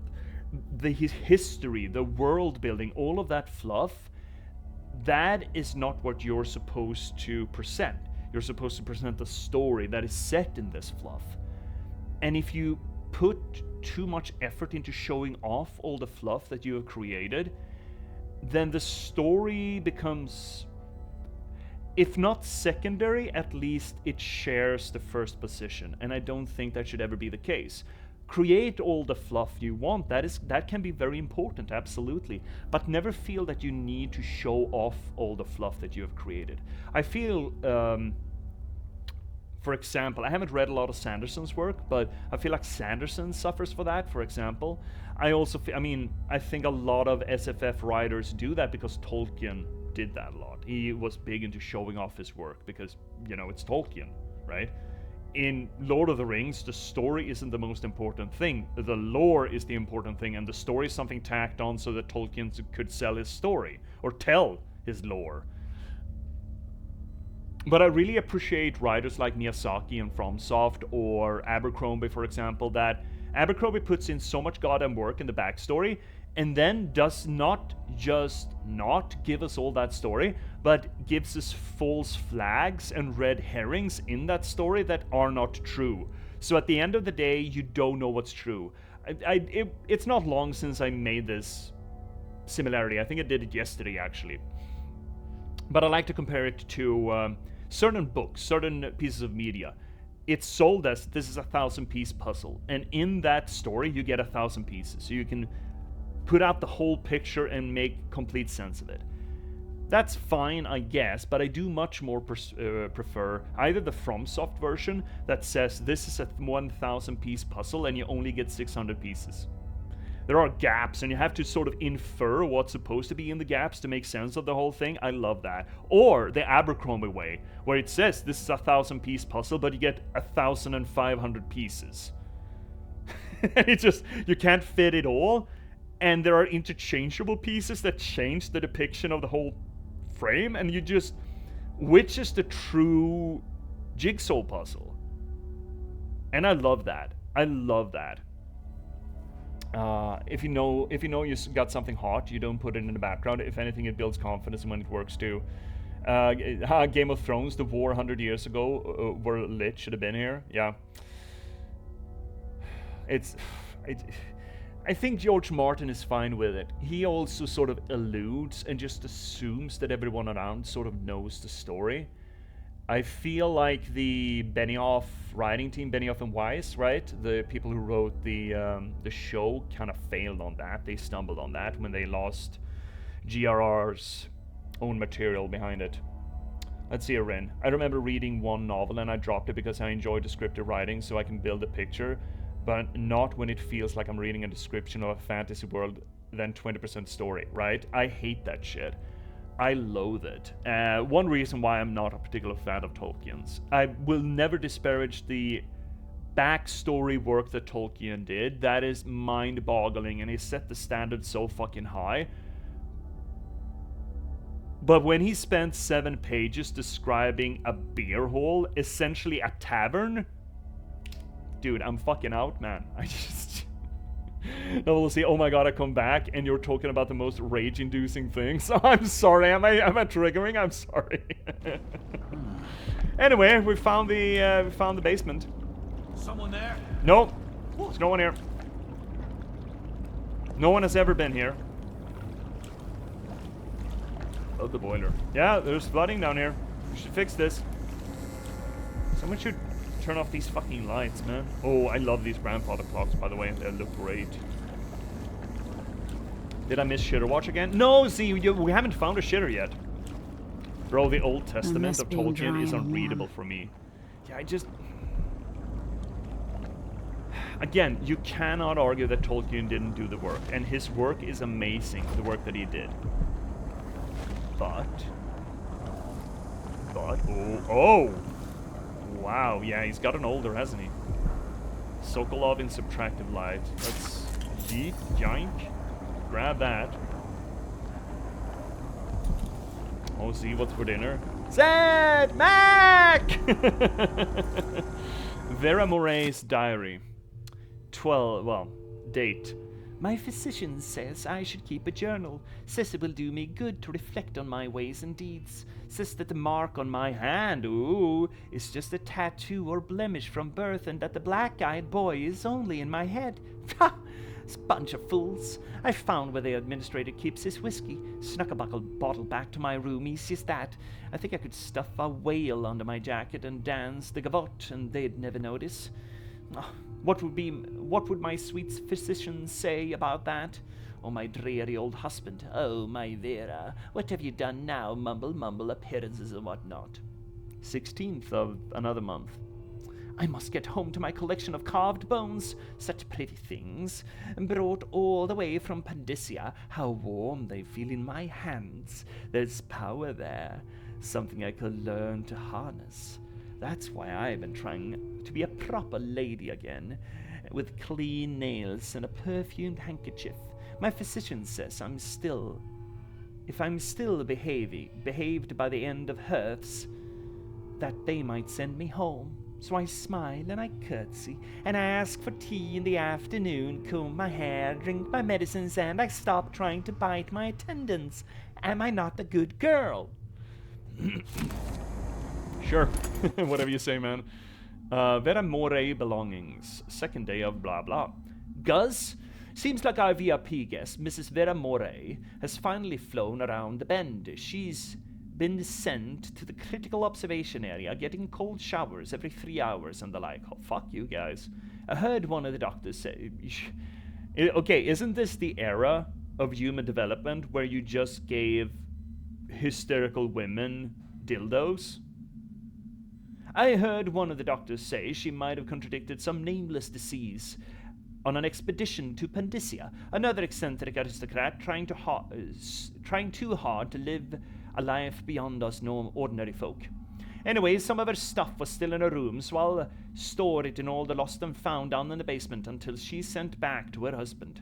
He's in for a nice surprise considering how she spends her time now talking to herself and carving obscenities into pieces of bone, just to remember to give everything back to her when she checks out. Imelda. Okay, so here's another question of the world building of Dishonored. It's in the first game we're told that Dunwall sits on the site of an ancient city that came before Dunwall, where the outsider was sort of worshipped, low-key. These days, everything outsider-wise comes from Pandysia. Not everything, but it seems to be some sort of connection to it. Now, question is, if Dunwall, or the civilization of Dunwall, and the Empire, came from outside of the island of Gristol, and it didn't come from Pandysia, considering that the Isles and Pandysia are the only land masses on the maps that we have seen, where the Dunwall civilization come from to colonize Gristol? That's a question. That's a world-building question, not an irrelevant one. I mean, maybe not terribly irrelevant, but, you know. Oh no, reading my enemy? Oh no. But reading is different than being read to. Yeah, see? See? If I had to read all that, would be one sentence then skip. I mean, we tried to read the stuff. I did skip a lot when... Oh, nice pocket flask. That's a very nice pocket flask. I did skip a bit in the DLC, because the first DLC was just fucking thick on reading. It was dummy thick, like dumpy thick. It was kind of dumb. It was bad. It was really fucking bad, actually. Okay, let's get back upstairs. No, okay, no blood. There we go. Can we just... Maybe this ruby? We can't. Great. Oh, shit.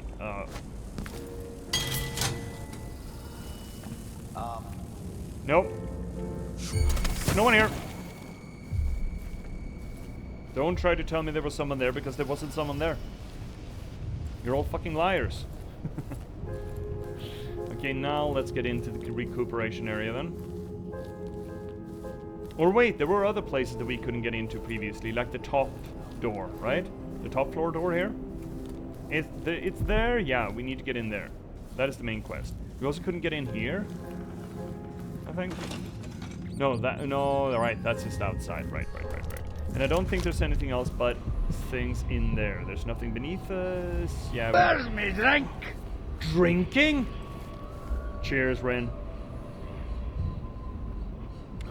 Did you not get that alert? The alerts are still finicky. I had an update on OBS when I came online, and you never know what's broken when that happens, you know? It's been almost an hour. Yeah, dude, time fucking flies, man. Time just runs away with you. When Matthew McConaughey tried to convince us that time was a flat circle, I feel like it could have been... Oh, Hamilton key needed. Fuck. I feel like he could have been a little bit more conscientious about our need for time to function linearly instead. There we go. Oh no! No!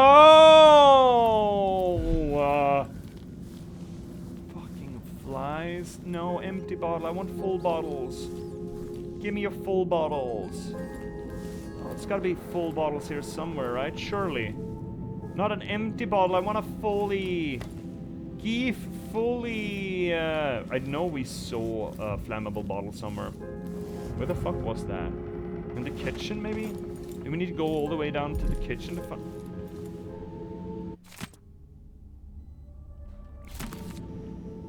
We know about bone charms. Maybe they... Oh, well, there are bottles right fucking here. There we go. Yeet!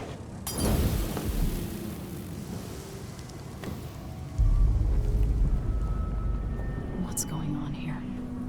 Yeah, that's a question. I mean, I don't like it. Ew, okay, we got Shitter Watch.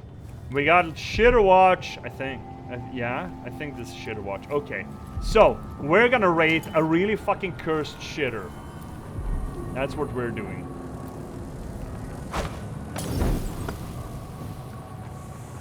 That's what I'm just gonna get rid of the boys.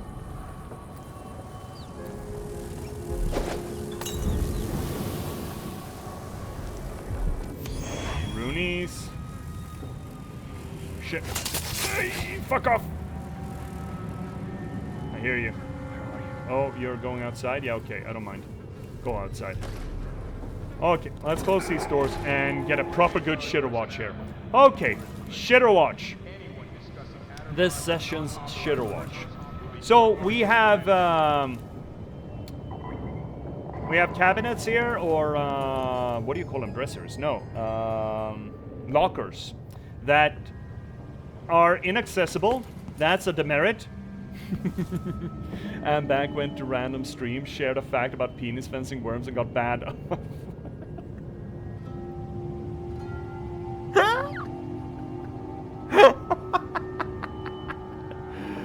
Oh my god. Well, that's one way of testing the waters, isn't it? Okay, shitter watch. We got the tap room. I mean, the taps seem to work. They got hot and cold water.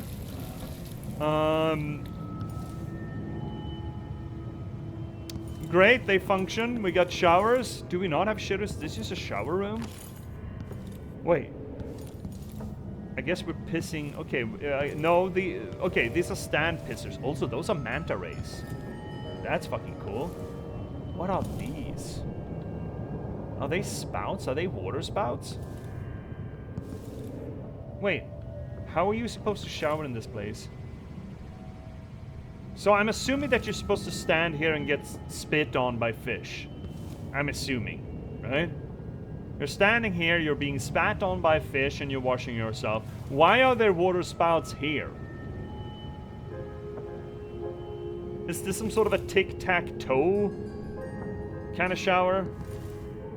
Oh, wow, nice white rose. Oh my god, look at this thing. Oh, wow. Look at that thing. Wait. That vine has tentacle suckers on. Is this a proper shitter, though? Are there supposed to be shitterines in here, or is this just a shower room? If it's just a shower room, I don't think it counts, does it? How are you gonna pee in them? I mean, it just... See? Some of us has a spout of our own, so we can actually pee pretty much anywhere. Doesn't count next. Okay. Ah, okay. Just a drain of the ground doesn't count as a shitter, I suppose. That's fair. Let's carry... Oh, my fuck. No more. Shit. Do you have another flask? You have more normal flaskies? Guess we're gonna have to do an incendiary bolt instead. Which is that one. Okay, great. Get lit. Anyone else? Oh my god.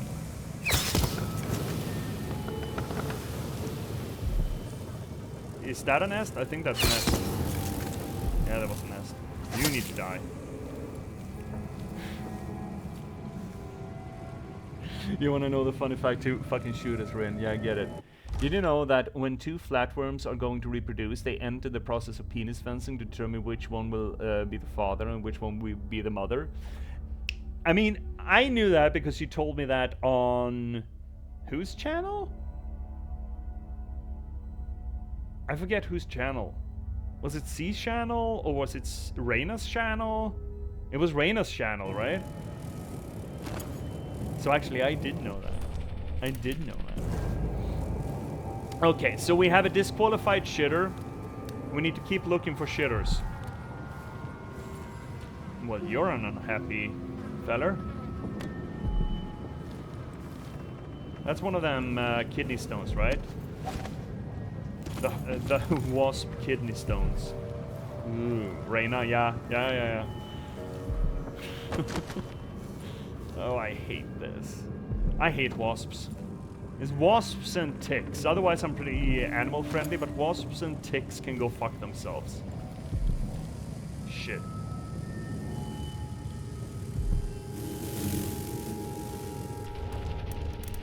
You know what? I have zero shills about this. Go die. Solarium schedule. Luminotherapy appointment for the morning of the second day of month of Timber, 1849, approved by Dr. Vasco. Mrs. Anita Cardona, 2 hours. Mr. Roberto Garcia, 5 hours. Oh my god, I would be burned to a crisp doing that. Serve Mr. Garcia some valerian tea to ease his cough every hour. Please schedule a session for him this afternoon as well. Mr. Andrew McAllister, 2 hours. Mr. Emilio Molinero, 2 hours. Miss Lucia Pastor, half an hour. The patient is pregnant in a very weak condition. Be sure not to exceed the prescribed time. Apply some leche thistle lotion before and after the session. Mrs. Camilla Durante, 2 hours. Oh, we can... Oh, wait. Ah, fuck. There was nothing interesting in there. Tanning box? Imagine... This is like an oxygen chamber. Oh, fuck this noise. Imagine lying in here and these bulbs just fucking blasting you with cancer rays. I would not appreciate that at all. That's flammable. Great. Now I have a safety blanket.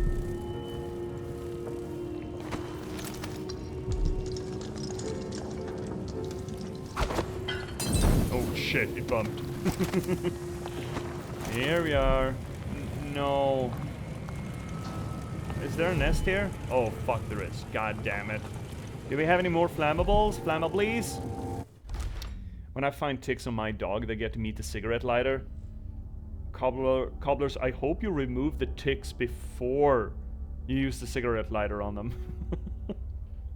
Damn, I almost got busted by our safety officer, but you know your boy thinking safety, and now I'm gonna be the assist safety officer. Yep, that makes a lot of sense. Yeah. I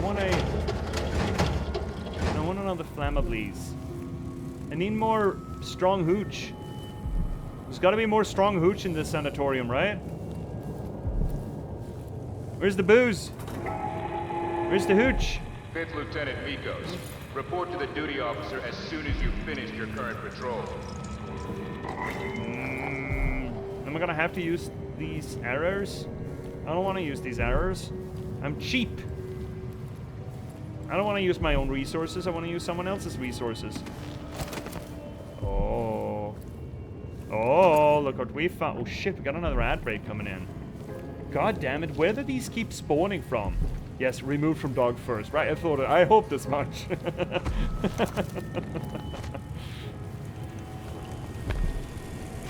No, fuck, no!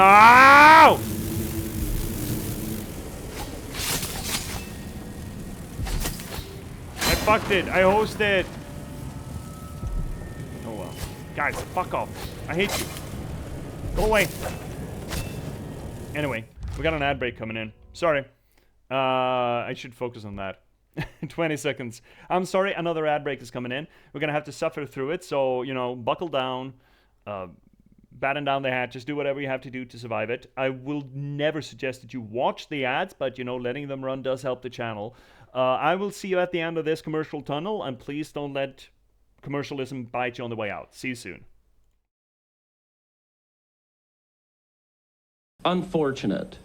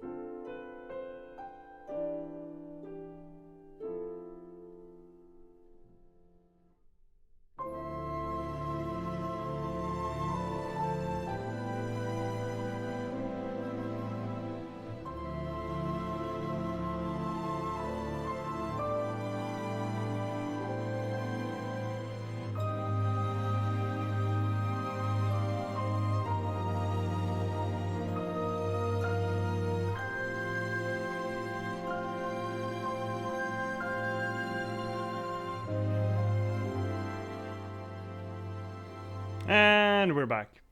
Let's see here. So, C's gotta run. Cobblers, you gotta go too. Oh, have a great stream. I'll catch you in the VODs for sure. Have a good day, Cobblers. Have a good Monday evening for you. Also, elephants use their dicks to scratch their belly. I'll be right back. Gotta grab some dinner. I mean, I think I probably would too if I had the option, you know? You know, to be fair, I probably would too. Okay, let's throw ourselves back into the game, yeah? We got stuff to do. Oh, bone charm. Great. What are you? Are you something fun? Which was it?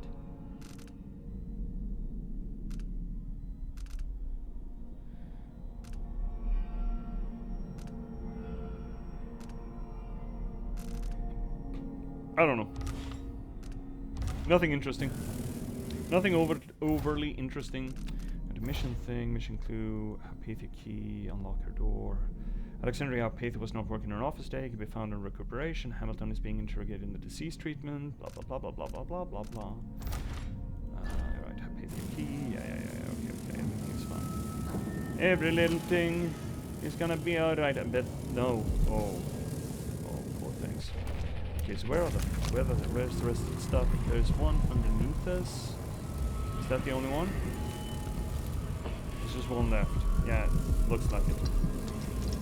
Joy and laughter. Somewhere there is still merriment and song, and the gentle ease of friendship. Isn't that nice? Do I know this place? Have I wisdom to convey? I only know that I am weary. Nothing more. Someone should put more mom to rest, shouldn't they? Rather think they should. Okay, so what's going on in here then? Oh, flies. Oh, someone's doing a thing. What is this gnarly sounding thing? Oh, someone's doing something. That's Hypatia, yeah? Where's the recuperation place? I've gotten something under my fingernails again. What was I working with? Iodine, perhaps? She sounds like she's gone off the deep end. Where's Hamilton with the recuperation area? Wasn't that here?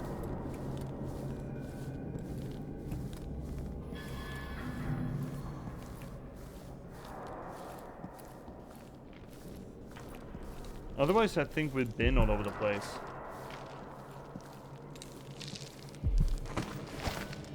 We just talked to her, right?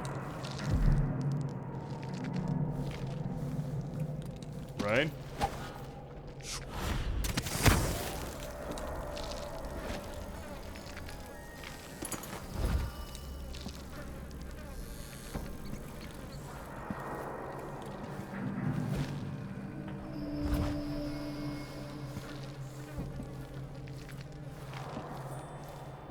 Let's take a little peek at our supply. What do you mean blocked?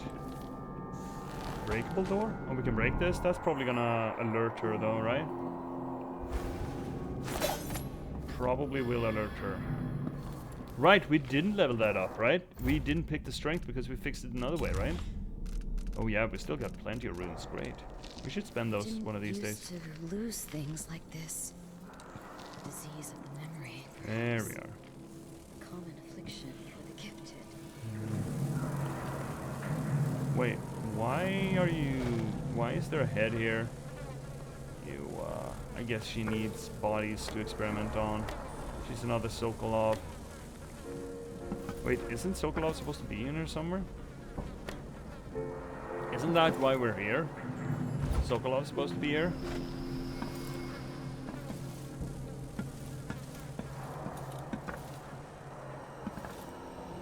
Vasco? Who the fuck's Vasco? Oh, that's one of the doctors, isn't it? Hi, Vesper. What happened to you, buddy? Are you all right? Dr. Hypatia did this. She's the crown killer. But she's not herself. Oh, interesting. developed a serum trying to help the miners. The first version caused horrible changes to her mind.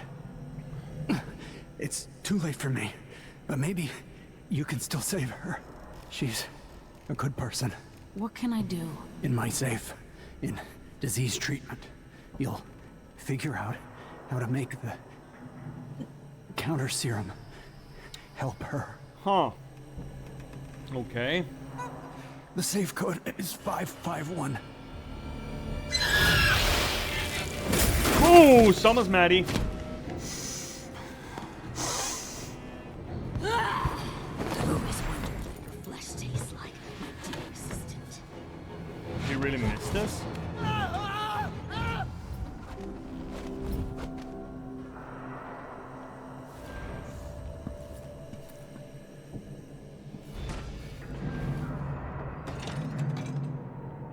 Okay, when did this fucking thing turn into a horror game? When did this game turn into a horror game? Holy fuck. Hi, Vesper! Anyway, hello. I'm not actually here since I'm working. Oh, you're working on a Monday night? Oh, you gotta tell them. You gotta tell them, Vesper. You gotta get an assistant like Vasco here. Oh, God. Yeah, I guess I will have some work coming ahead of me as well. This is gonna be a busy autumn if I want to stay afloat.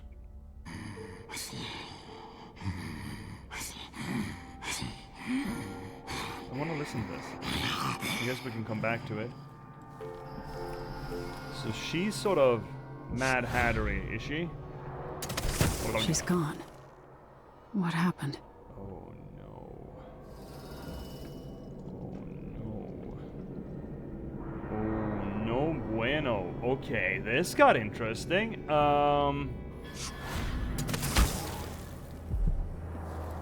Let's grab this.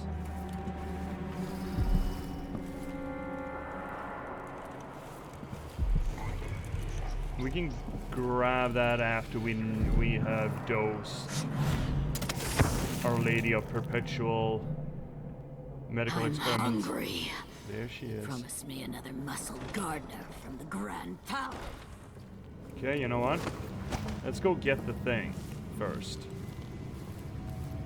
And, jab her, get her knocked out, and then look through that place when we're safe. Okay, so where do we get this fucking journal? It's downstairs, okay. Let's try that. Let's try that. Oh, it's in that fucking corridor. God damn it. Oh, there's a dude right there. You didn't used to be here. Oh, Lady Guard. That was one thing that we criticized in the main campaign, the original game's main campaign. That while the game seemed to depict a relatively gender-neutral society, relatively speaking, we didn't meet a single guard or, you know, enemy that was female, except for the Dramatis Personae, per se. And I felt at least that that was a missed opportunity to show that gender equality in play. Now in the second DLC, that got better. And obviously in this game, they've kept it up, permitting women in the guard workforce, which is great. Which is great. My locker before coming out. Last time I left it open, someone left a hagfish in my jacket pocket. Damn. I am of the distinct opinion that if you're gonna do gender neutrality in your, or equality, or inclusivity, I suppose, in your stories, then that should not just be women as women as. Is Hamilton in there? How is he? He's losing it. As protagonists, but also strong women or female villains, for that matter. That has not been as big of a contested point. There's been a lot of, you know, evil queens and all that Yelling running nonsense around for hours. Could you understand any of it? Something about being attacked by a monster one night. Some beast that wanted to scoop the brains out of his skull. I see. Keep this to yourself, will you? No need to spread silly rumors. Of course, ma'am. Let's find out if I can make him see reason. Yes, you should. Seth.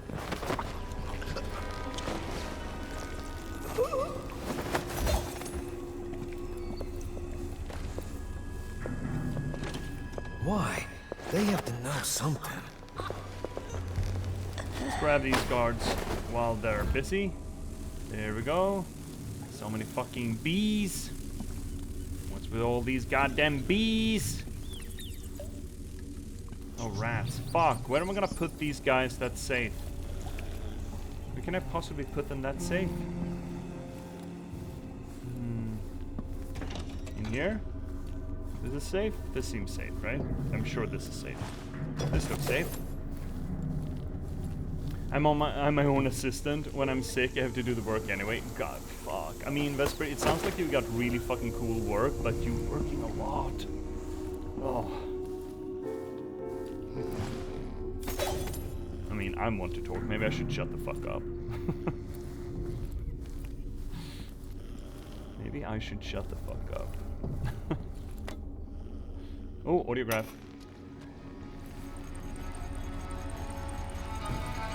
It's just got music on it? Oh, neat.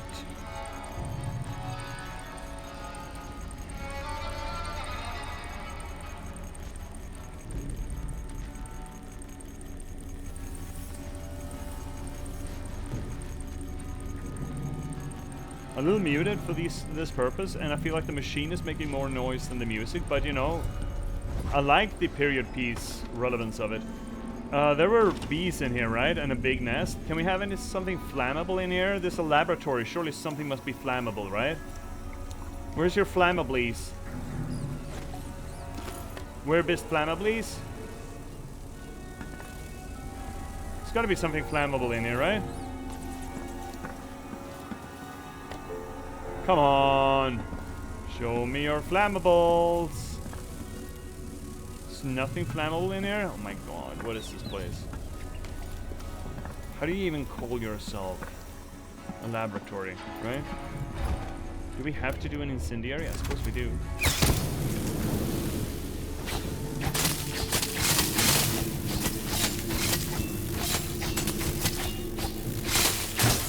Fucking hate those things so much.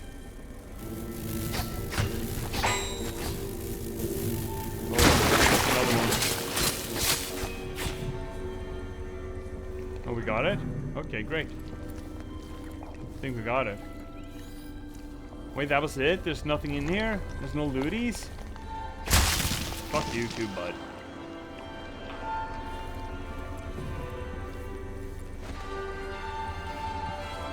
Oh, the volume is kicking in, I think. Nice. Nice. Nice tunes. Nice tunes you got there. Okay, there's nothing in here. Well, that's fun. Okay, let's save the dude, I suppose. Hi, buddy. Seeing things? How you doing? Mr. Hamilton? Mr. Hamilton. Oh, no. Oh, no. Did we break him? Fuck. Okay, well, I guess it doesn't matter. We got his key. God damn it.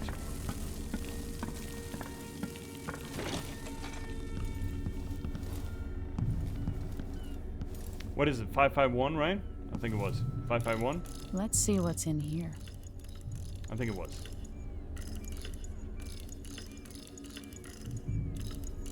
Come on, show me potato salad. There we go.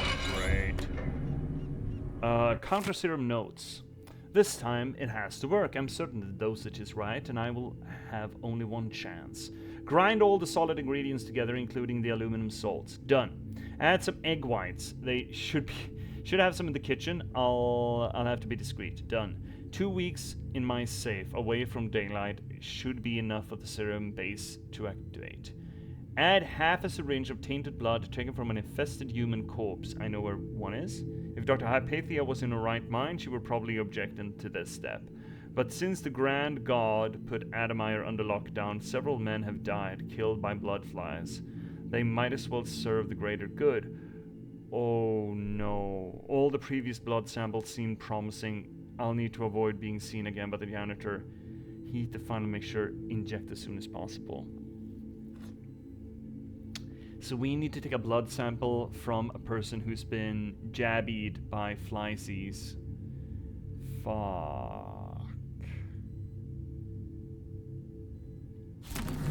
Her assistant's book. Oh, that's fun. Things to buy. 1 large tin of powdered sea salt. Compounding grease, but not lard, it goes rancid too quick. Rubbing distillates. Glycerin. 2 vials of oil of juniper. 2 vials of oil of rose.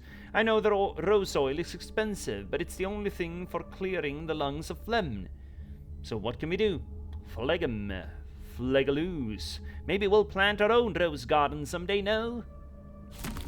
Okay. So, oh, here we go. Vasco. Today was exhausting. I expect the flood of patients will be unabated tomorrow, well into the foreseeable future. It would be most helpful to me if you set up a triage area. Send me only the most urgent cases, especially issues of severe bronchial distress, black spittle, festering wounds, and pediatric cases with coughing and serious injury. These I must see right away. For the rest, could you please handle them personally? Not terribly relevant to our interest. Spinnies! See? There's just Pandicia, and somewhere around here are the Isles too. Like up there. Right there. So there's not a lot of other places for this civilization to have come from, you know?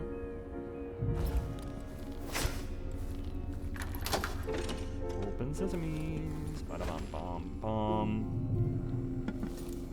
Is this the thing? Base serum? Vasco's diary. A patient arrived late last night complaining of grit in her eyes. The doctor was resting finally, so I took the case. After careful observation, I determined that the cause was silver dust from the mines. To bring forth tearing from the eyes, I combined glycerin and pepper oil, which I planned to follow at once with a rinse. However, the burning sensation was apparently quite marked, and the patient was too distressed to let me attend further. However, the flow of tears was sufficient that I'd wager by morning her eyes were clear. I declare my idea for purging the eyes of grit to be a success. Fuck me, dude. I could sell the formula, just the thing to get the dust and debris banished from the eyes. Vasco's formula for eyes and ears. You just burn the eyes? Holy fuck, dude. Calm yourself. I finally understand it. There's a part of Hypatia that she doesn't even know about. Okay. It's always there, riding along in her mind, takes over, and forces her to use more of the original serum with some regularity. The Duke keeps her here, and, if I'm right, sends her out on diabolical assignments. Hypatia is the one the newspapers are calling the Crown Killer. She leaves and comes back. Bloody footprints. But there's a cure, a counter serum. I'll try to administer it once I get my notes from the safe in disease treatment. Hello? Oh, Alexandria. I was just... No. It's you! Yes, Vasco, my love. You're found out, and now we have some experiments to conduct. Come. I'll make you comfortable. No! Oh well. So what do we need to do? We needed to obtain infected blood. Now that's fucking interesting. We could just... But that's so fucking bad. That is so bad. Oh, beans. I bet you we could destroy this and send steam out to kill the flyseas. Shit's still playing, eh? Cool. Neat.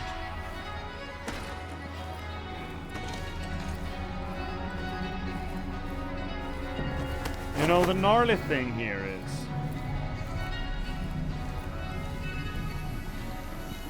Oh, I feel bad about this. I actually feel bad about this. So we'll leave this poor fucker. We break the cage, let the flies out. They're gonna infect him. We're gonna snatch the sample. Oh, no, there's an infected body right here. Okay, great. We don't need to... Okay. Rats, I'm sorry. You're not getting this body. You're not getting it, fucking rats. Fuck off. What were you thinking? Idiots. There we go. Okay, there's an infected body in here. So this wasn't completely useless. Great. Love that for us. Use the body. Use the body. Disgusting. I mean, yes, Emily, it is disgusting, but you know. And now we should create it. Right, we need to heat it up. Whee! No, fuck. Ah, come on. Whee! There we go. Heaties? Yeah, I guess we're heaties. Let's see how, if Arkane knows how you use an Lindberg.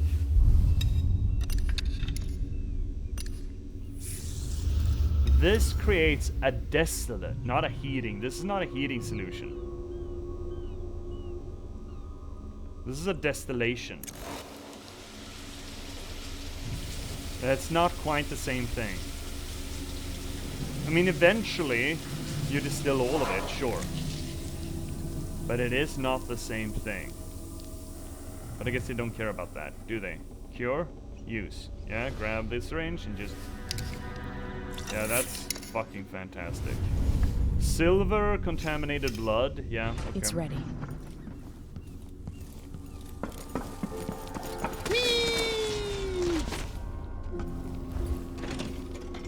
I mean, of course we're doing it like this, right? Of course we're saving Hypatia, right? Naturally. She doesn't know what she's doing. Besides, she's a great witness, right? It makes a lot of sense. She's a great witness for us. If she can confess to the Crown Killer murders, we're off the hook. Perfect. Bingo bango bongo, we're done. We don't need to have to explain shit. We just provided them with a culprit. Not a scapegoat. I never said scapegoat. You said scapegoat. Where is she? Where are you? What do I smell here? River mud, northern spices, wood smoke, done wall.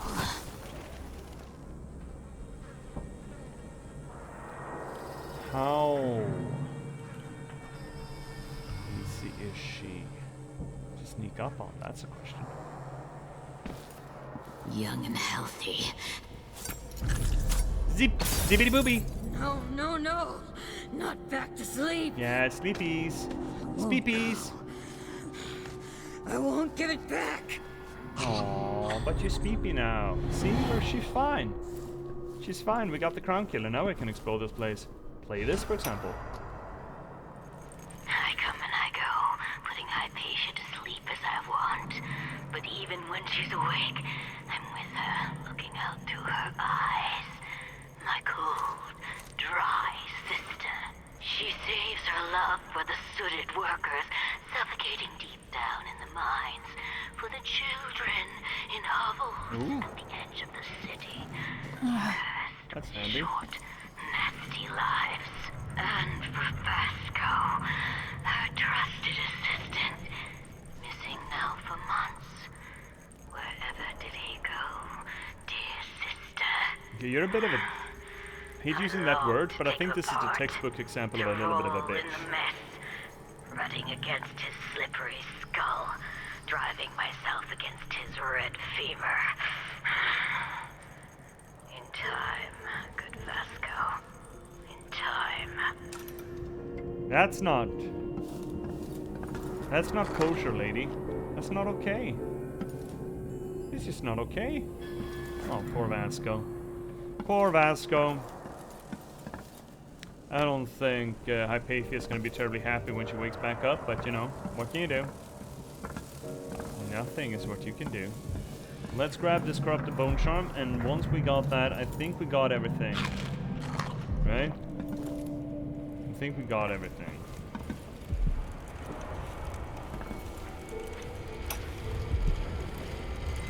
well finding Anton Sokolov, my friend.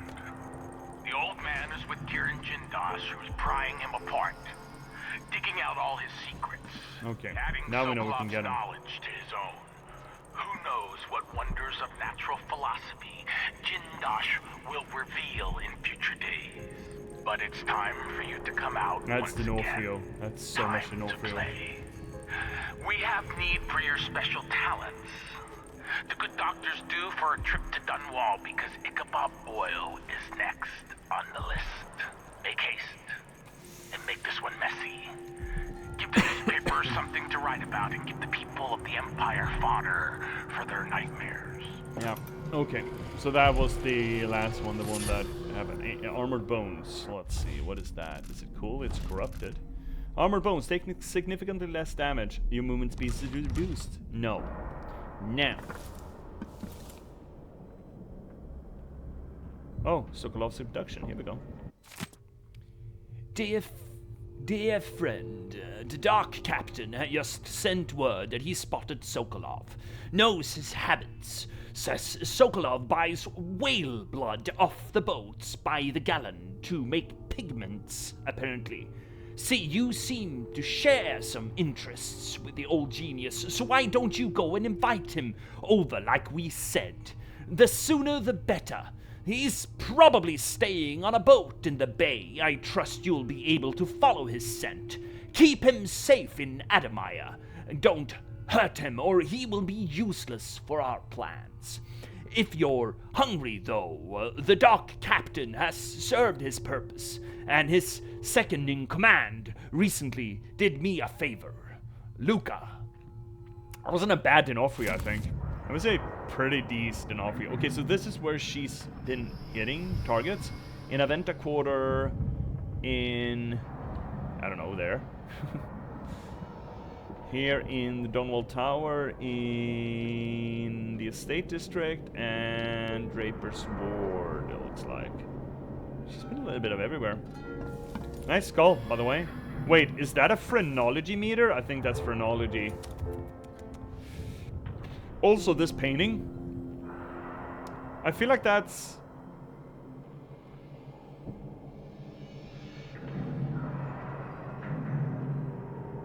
Oh, this is great. Okay, chat. So what is the implication there of seeing... Okay, that painting was made by Delilah. It is her art style, at least. It's the only thing that we can draw a conclusion of. That painting was made by Delilah. In the DLC, we learn that Delilah has refined a ritual where she paints a target and is capable of jumping into that person and controlling them. That was the grand conclusion of the second DLC in the main game, right? Here we have a painting of Hypatia. Meanwhile, we hear that Hypatia has some sort of a sister in the back of her mind that can take control over her body. I don't think that is technically Delilah herself, but I do think it's one of Delilah's coven that is doing this. That is why Hypatia's mad half is serving Delilah and D'Onofrio. Delilah set this up. That is the implication I get from the combination of what we learned from the DLC and the fact that Delilah painted a big-ass picture of Hypatia. That is really cool, by the way. Oh, there we go. One eye, yeah. One eye dark and concerned, and one eye just reflective, like an empty vessel, right? A bottle to be filled by some manic other entity. That is really cool. That is really cool, chat. That is really fucking neat. I love that. So, what you had there, implied storytelling. Okay, we don't know if they're actually gonna expound upon that. Maybe they will, maybe they won't, we don't know. But it's really fucking neat that that is all the indication we got from what's been going on. Other information in the game, what we just heard, she came back from one of her, you know, do-good missions with They thought that the serum caused this schism in her mind. But it certainly seems that that's not the whole truth, or even part of the truth. Instead, Delilah and her coven did this thing to get control over her. And we only get that indication by the fact that Delilah painted a picture of her. That's the kind of storytelling I want. That indication or suggestion at something untoward being the case. Nothing clear, nothing obvious, it just seems likely, you know? Beaker, inspect, yeah, sure. Reminds me of natural philosophy lessons from Anton and Piero. Yeah, whatever happened to Piero? Whatever happened to Brad Dourif? Weren't you able to hire him again? Did he cost too much? Probably. Oh, poor Piero. Loot? To whomever finds my body. I know I'm dying, haunted by failure. I couldn't save Dr. Hypatia from herself. If someone finds this note, please don't blame her. She has no idea what her other self is doing. She doesn't know the monster she has become. If only I had been braver, maybe I could have cured her. It is no— okay, so, alright. So if we hadn't kept him alive or found him alive, we would have gotten the same information. Okay, neat. I like that. That's good. That's good. I think we're done here, actually. I think we're done in Adamir. I believe we are. I believe we got everything. Everything, you know, runes or charmies, at least. So now we're just gonna grab Hypatia. Dr. Hypatia. We don't have to grab her? Yes. I'm sorry. Something's not right with me. Nope. Maybe I contracted something working with infectious samples. No. Someone was poisoning you. But you should be better now. I found some alchemical notes and made a counter serum. Poisoning me? Don't worry. I'm gonna take care of it. If you need a place to lay low for a few days, come find us. I'm staying with an ally on a boat called the Dreadful Whale. You're not bringing her along? I need to lie down. You're not just bringing her along? Oh shit, Discord is alive for chat? That's damn unfortunate. Should turn that off. There we go. No more Discord. Just bring her along. Maybe a break from work is in order. A few weeks. I don't feel well. But my head is clearer than it has been in months. Did we cure her or just... oh fuck, okay. Oh, well, she's not coming along. I thought we were gonna bring her, but, you know. So I guess we're just fucking on off, yeah? I think we got everything in here. So, yeah, okay. First mission done. Oh no. Whee! There we go. Whee! Very cool. She did a superhero landing. Very cool. Very doge. Much doge. Nothing else, eh? Nothing down here? No. Are you sure?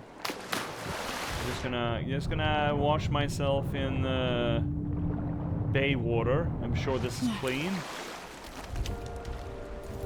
I'm sure there's no cocaine in that water. Anything here? No? No? No? Nothing? Okay. Okay then. Okay then. Well, we did it. First mission done. First mission in the bag. I'll lay low until you're finished. Hello, Megan. If that is your real name. Can we leave this place yet? I don't like it. Ready now? Yeah, we're good. Let's go. Did we save? Did we do a hard save? We should do a hard save, just in case. Let's do a hard save. Just in cases. There we go. If we miss something. Okay, now we can go, Megan. Can we leave this place yet? I don't like it. We can. Ready now? Yes, we're ready. Let's go. Yes. Adol Zebu. Let's get back to the ship. Beautiful boat, by the way. Did you find Sokolov? No. But Hypatia was the crown killer. What? Oh yeah. I don't believe you. The Duke tricked her into injecting herself with a flawed version of her serum. It changed her. No, but that's there was not an the whole antidote, story. so she's alive. If she remembers the murders, she'll have to deal with that. What about Sokolov? They gave him to a man named Kiran Jindosh. Do you know him? Everybody knows him. The grand inventor of Serkonos. Then he's next. Let's hope Anton's alright. Where's our ship? Where are you going? Well, there we go. Someone died? We were never seen? Fuck yes. Absolute ghost, by the way. Got all the runes, outside the shrines, all the shardies. Great. All the paintings. We missed the blueprint! That's unacceptable. That is kind of unacceptable. Dishonored 2, Addermeyer, Blueprintos. Can I not just get a, please, just a wiki, please? No, that's general for blueprints. Oh my god. Okay, fine, this is better. I don't want to see a goddamn article, but because I know that it's going to be busy as all hell. Here we go. Edge of the world, right? That's mission, no, mission 1. What do you mean? What do you mean, no, mission 1?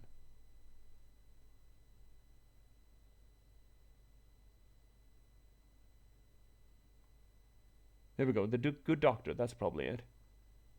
Can you not just tell me where they are? Can you not just tell me where the fuck they are? I don't want to watch a video! Just tell me where they fucking are. It's not that fucking hard. It's not that hard. Fine, I'll look at IGN then. Just tell me where they are. There we go. No. Good doctor. Here we go. Go to the second floor with blink far reach from the entrance hallway. Search the document with a safe combination to the right. Use the combination. And the second one, Hamilton's quarters. We missed. Oh, we never went there. Fuck. Okay, fine. Fine. That's fine. That's fine. Everything is fine. Perfect. That's easy. That's an easy fix. Replaying the mission will overwrite. Yes, whatever. We're just gonna skip on up there. And I missed it. I forgot it. I forgot that room. We'll get to it. The Addermeyer Institute of Infectious Disease. Loadies. Hard save. That's why we do hard saves. God damn it, we missed the blueprint. Blueprints are important, man. I bet some of your older relatives came here. Back when it was a rejuvenating solarium. Oh yeah, surely they did. I'm sure they did. Can I... Do I have to? No. It's better to just go this way, I think. I think we cleared everyone around here. This causes a fuss, doesn't it? Yeah, it does. Look, such a fuss. Such a fussy... Okay. Top of the staircase. God damn it. Once was a man from old Lampro, whose cockle was as wee as a minnow. He tugged on it nightly, then ever so slightly, it grew to be large as a narwhal. That's pretty funny. That's good. Good limerick. Good limerick. That was an actual honest-to-God limerick, that was. So the limerick, I believe, is a form of... it is Irish, I believe. It's a form of poetry, sort of like a haiku. Starts with... do-do-do-do, do-do-do-do, do-do-do-do-do-do, do-do-do-do, do-do-do-do, do-do-do-do. I think that's how it goes. And it always starts with there once was a in somewhere. A location based. And it's usually dirty. Not always, but usually dirty in, you know, varying states of dirtiness. That is a limerick. Oh my god, we missed this fucking room. Aw. Feel bad about that. Copper wire, blueprints, crossbow bolts, copper wire, crossbow bolt. Why do you have so many crossbow bolts in here, by the way? What is cooking? Did you leave something on? Oh, you should not. Oh, that's gonna be a fire hazard, my guy. Wait, you put a health elixir in your chamber pot? That's weird. I mean, I hate to be the one who tell you what is weird and what is not, but that is weird. Still no shitter watch. Hamilton's diary. This time I'm sure I saw it. I saw, well, I don't know what or who it was, but there was someone, some hooded creature, dragging some bloody thing along the corridor. I'm not sure whether its prey was another dog or one of the guards. Not sure which I'd prefer. Those bastards have been mocking me for months now, saying that I lost it, and that Dr. Hypatia should be lock me up.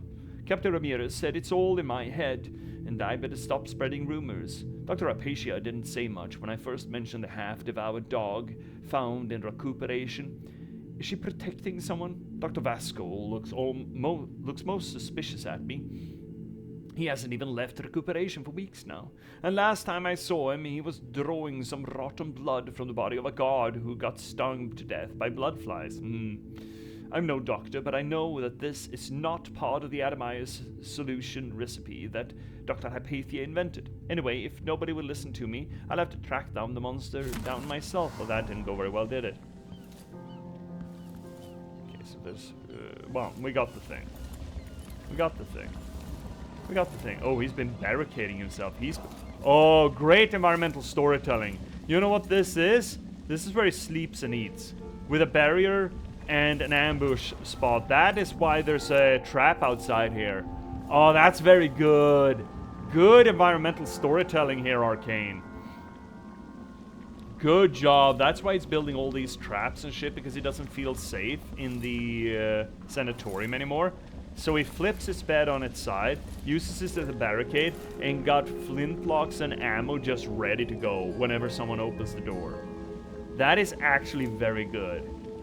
Yeah, I like that. Very good, Arkane. Very good. This is the kind of environmental storytelling that otherwise FromSoft is very good at. Where you just look at where you find items, or how a world is constructed, or where you find certain enemies, and that tells you something. In this case, it's all about level design, right? The level design tells us that he was absolutely terrified of something here. That's cool. That's cool. That's cool. That's cool. That's very, very cool. Very neat. Very Doge. I like that. I like that a lot.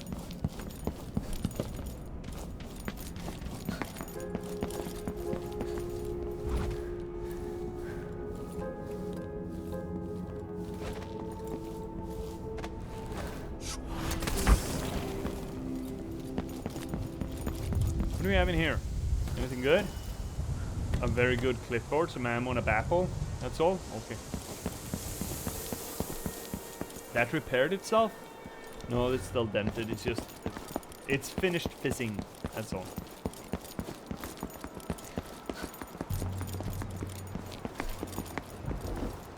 Alright, now I'm fucking done in here. Now let's go, Megan. Now we're prepared. Can we leave this place yet? I don't like it. Ready now? Yeah, sure. No problem. Let's go. Yes. Allons-y. Let's get back to the ship.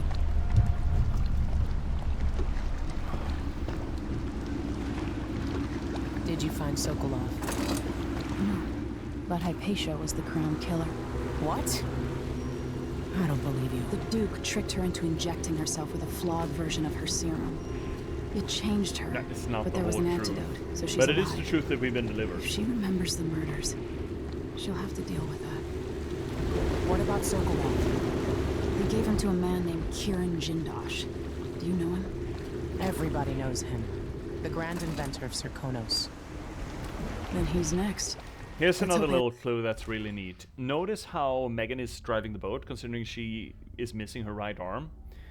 Of course she's steering with her left, but she has to lean over to adjust the throttle, right? Because it's intended to have, you know, another half length of arm there to hold the throttle and steer the boat, and she has to sort of lean over to flip it, like that. Baton's all right. I like that. There we go. Now we got the both of the blueprints. Great. Don't care about the money, really. That's fine. Counter serum and abandoned basement. Fantastic. We got it. Talk to Megan Foster about the best way to reach the home of Kirin Jindosh, grand inventor of the Duke of Serkonos. Serkonos. Whenever I hear the name or see the name written, Serkonos, it makes me think of Greek, right? Mykonos. As I understand it, that is the correct pronunciation. It's the osh in it instead of Serkonos, as is the American pronunciation of it. I just love that tint to it, the Greek tint, Serkonos. I did like the fact that they added some of that in... I didn't finish Assassin's Creed Odyssey, right? I did like certain parts of it. For example, the occasional Greek in it. In his day, Sokolov was Dunwall's genius. He transformed our city with his inventions. Electricity for the factories and carriages racing along above the streets. As I grew up, his buzzing and glowing devices kept me safe. His stories always made me giggle, and his outrageous conversations shocked aristocrats and overseers alike. He's Mengele. Now, all these years later, Kirin Jindosh is Karnaka's genius. A mad inventor who has given the Duke sinister machines that move like people but aren't. Ooh. Clockwork soldiers that fight and kill. Delectable. Got to find out where Sokolov's being held and bring the old man back alive. Rescue one genius and cage the other before he creates an army of clockwork soldiers. Cage the other, she said, specifically. I like that. I like that. I wonder if Corvo would have had other priorities. Wakey wakey! Eggs and bacon, I guess. That's something. I don't fucking know, man. I just work here.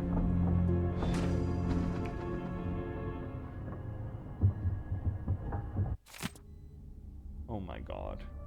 No, no, no. Can't do that. That's too much. That's too much. We're definitely writing our memoirs. Oh! Note from Megan Foster. Dr. Hypatia needed a place to sleep, so I cleared the stuff out of the spare cabin. I was able to sell most of it, and here's what's left of the money. It's not a lot, I know. Whale oil is expensive and under imperial rationing decree, but you know that. Yeah, I mean, we did it, I guess. Okay, so she is on the boat now, and that is the syringe. Why are we keeping that as a fucking souvenir? That's grody. Anyway, travelogue. Writing time! Ba-da-bum-bum-bum. We have not finished this, I'm assuming. There we go.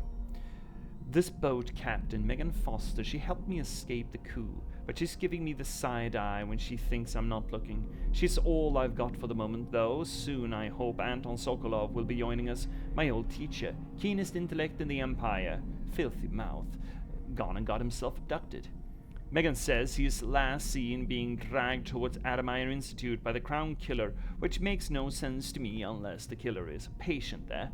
Maybe he needs medicine or something. But how can a deranged patient be working for the Duke and Delilah? Adamire's chief alchemist might know, Alexandria Hypatia. She's been running the place for years. She's famous for curing the miners' disease. Right, and then Clockwork Mansion. The Crown Killer is no more. Next, Jindosh. I finally uncovered how my enemies created the Crown Killer. What better way to erode confidence in me before the coup? If I had stopped to think about it for even a few minutes, maybe I could have kept my people's trust. But that would have required patience, and my advisors always remind me that I have none of that particular trait.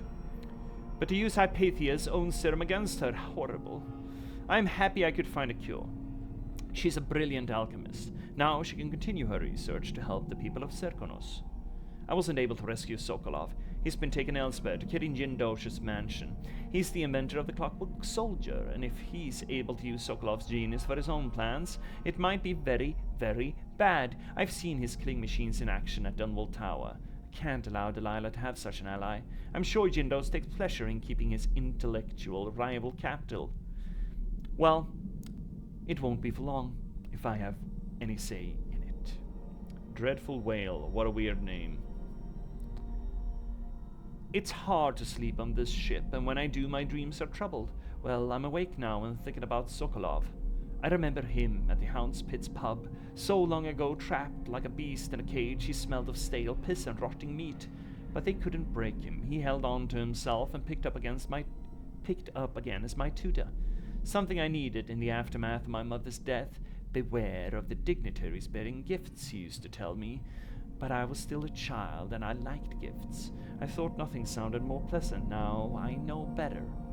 I also find myself thinking of Callista, my old governess. She always wanted to travel the world on a big boat.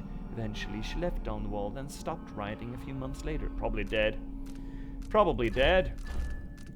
Hate to be the one to have to tell you this, but she's probably dead. Oh yeah, she did. God. This is... Ugh. Yeah. Let's just assume that I read this, okay? Full pen. So Hypathia's in the... tougher than I expected. Very capable. Am I being You might want to talk to Hypatia before we head out. She's taken one of the rooms. Just for a while, I think. Needed to be away from Admire. Little wonder. The nerve of the Grand Guard. Trying to keep me from leaving. Such nerve. Oh, you're here. Stay with me a moment. That's a weird way to phrase that. You know what? Sure. Dr. Hypatia, can you remember anything that might help me? I need to find Anton Sokolov. He could be the key to unraveling the Duke's plans. My memories are disjointed. The Duke is close to his grand inventor, Kirin Jindosh. But that man has the empathy of a mantis. He seems to both admire and despise Sokolov. We visited Aramis Stilton. I liked him. But something bad happened. Just snatches of memory. Sorry. You should rest easy for a while. It was the other Hypatia. Maybe some of that will help. I hope so. Hypatia. I'm not sure I even fully understand what you did for me, but I owe you for helping me at Admire. Thank you. Oh, we got another ad break coming in soonish. Got a whole stack of bluish. That's still playing because, yeah, okay. Notes! On a boat with friends, I believe. I slept, thankfully, without the usual nightmares. Perhaps the sea air does me good. Yeah, that's it. The captain, Megan Foster, brought some tea earlier. Such an interesting woman. She seemed to understand about my strange disjointed memories and the feelings of dread that accompany them. Oh, implications. As soon as I am able, I must return to Admire. As much as the last few months seems to a blur, what was I accomplishing? What of my research into serums for the black spittle? My work was so easily derailed, I can only conclude that I was suffering from a complete exhaustive breakdown. I will need time to recover. Implications here. So, the implication of the Delilah painting of Hypatia in her office is that the reason for her displacement was not so much a malfunction of serum research, but that Delilah and her coven had used that painting ritual on Hypatia, and Hypatia was inhabited by someone else, something else, someone from the coven, supposedly. Now here we have Megan Foster looking and interacting with Hypatia as if Megan Foster knows what Hypatia's been through.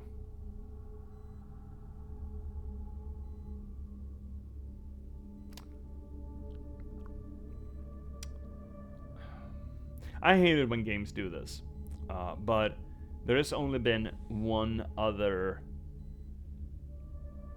dark-skinned dramatis persona in any of the games and the DLCs, right? Who might potentially know something about Delilah's ritual. Hint, hint, nudge, nudge. Say no more, say no more. Megan must be up on deck. As wink is as good as a blind...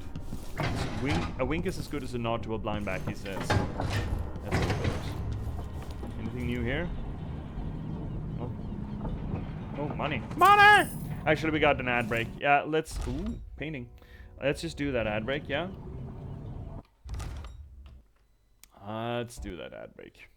So, we got another ad break coming in, chat. Please cover your heads. Don't mind the commercialist bump.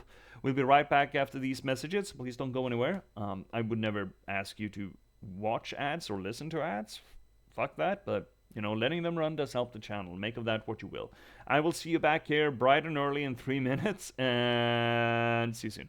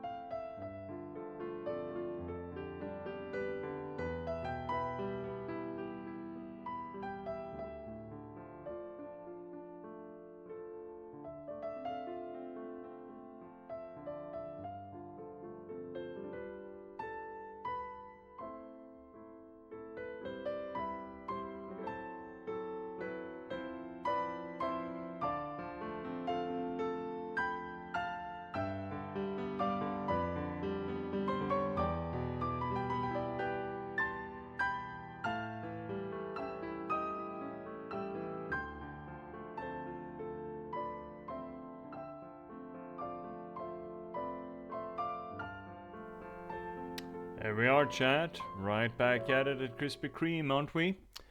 So, what can we say so far about Dishonored 2? Well, so far it seems to follow a fairly similar trajectory to the original game. There's not a big difference to it. You have your cat's paw of an assassin. In the original game, it's Dode. In this, we got the Crown Killer. We got a mad scientist fueling the fascist government or the fascist state with tools of oppression. In the original game, that was Sokolov. In this game, it's this Jindosh character.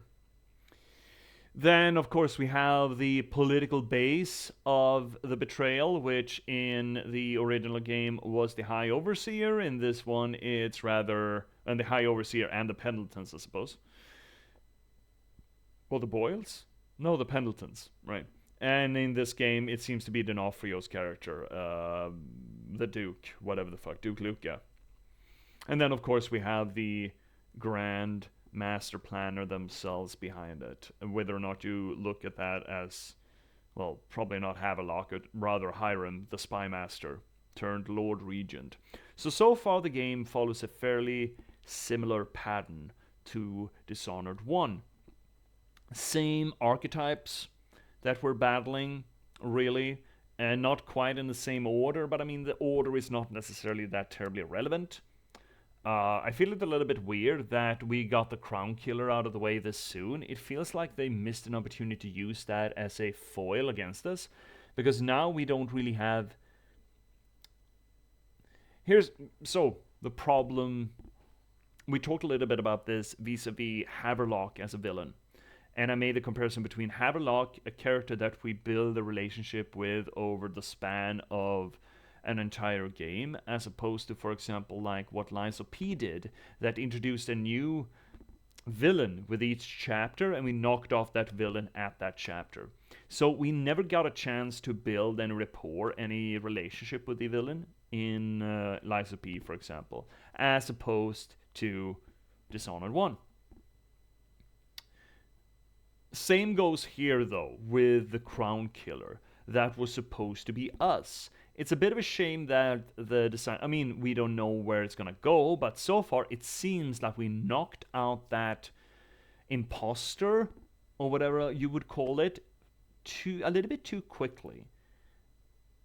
They never got a chance to really grow on us and develop a relationship with us.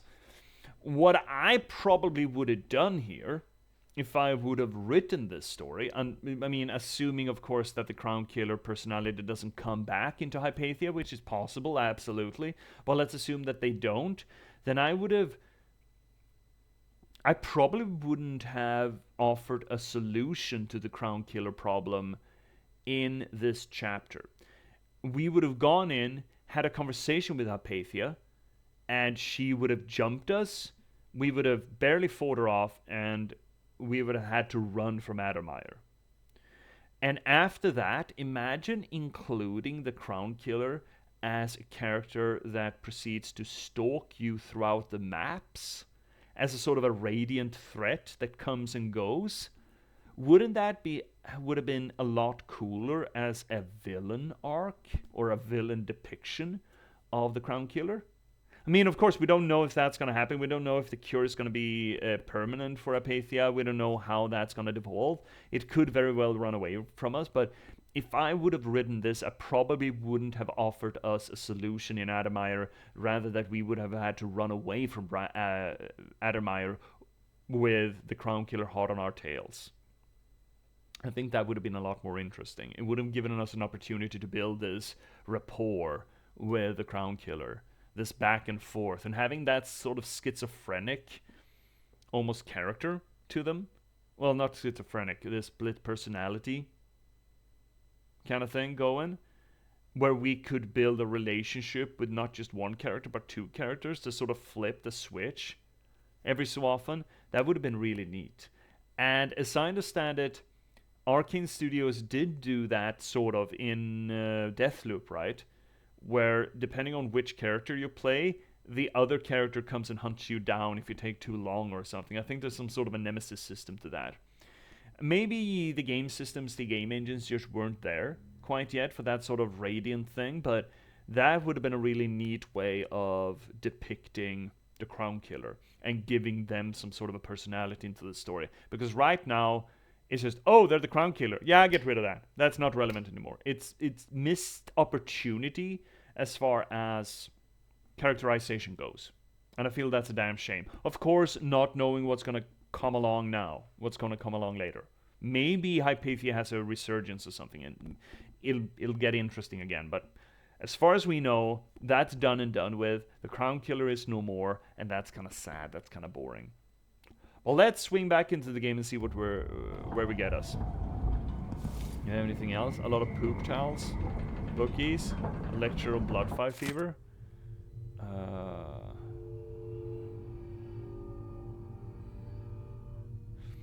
Okay, transcript from a lecture given by the Academy of Natural Philosophy by Dr. Alexandri Hypatia. Here you have the final stages of the blood fly infection. This patient is 37 years of age and was a school headmistress before her unfortunate encounter with a large nest in her deceased uncle's greenhouse. Note the lesions on her face and arms and the larvae swelling through her body. Ew! But what the drawings cannot show you is her demeanor before death. The most striking symptom of progressed infection is the protective attitude demonstrated towards the nests. This tells us, even prior to autopsy, that the larvae or their byproducts have infected the intention center of the victim's brain. There is no cure once the condition has advanced this far, though you can make your patient less agitated and a generous dosing of a generous dosing of opiates. I think anyone is less agitated with a generous dosing of opiates. The subject died 3 days after his silvergraph was taken. This better. And here is the fully mature insect after its post-blood flight transformation. Now in beetle form, note it has dropped its wings. It is no longer aggressive and has many beneficial qualities, especially in the field of agriculture. Without these insects, many crops across Serkonos would suffer, leading to a loss of yield and marked reduction in profits. I like that inclusion. That wasn't here before. Botany and diseases. Oh, it wasn't. I like that inclusion though. That's neat. That puts the bloodfly as just not some Ramsay dire and the Crown threat. Killer. 2 pieces of the puzzle. More to go. Rather a natural part of the ecosystem that has sort of flooded and flourished under us. So the Crown Killer was a tool of the Duke's coup. Of course they were. The murders had a calculated effect. Of course they did. That shouldn't be a surprise to you. We'll find you, Anton. To reach Jindosh, I'll have to take the carriage through Lower, then Upper Aventa. That dude looks like he has a punchable face. I wonder how recently this silvergraph image of Jindosh was made. With a couple dozen clockwork soldiers, Jindosh changed the Empire. What would he do with an army? Clockwork Soldier basics to all personnel. After last week's disaster, the Grand Inventor Kirin Jindosh circulated the following information related to Clockwork Soldiers. All Grand Guard personnel should read this report. The Clockwork Soldier is protected by armored wooden panels. If some miscreant destroys these, then there's nothing protecting the vulnerable mechanisms underneath. If something knocks off a Clockwork's head, the thing will attack anyone it can, ally or not. That means you. That's pretty fun. Given the expensive optics Mr. Jindosh has provided each Clockwork with, they can see in the front and in the back. Remember that if another one of them goes haywire. That's cool.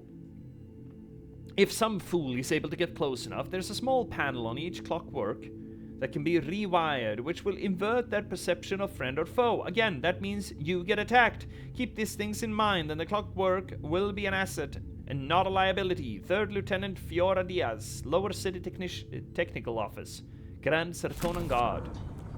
That's handy to know. And why is this here? Where's me drink? Ah! Posture check? Yeah, that's good. Yeah, you fucking tell me, Rin. Cheers.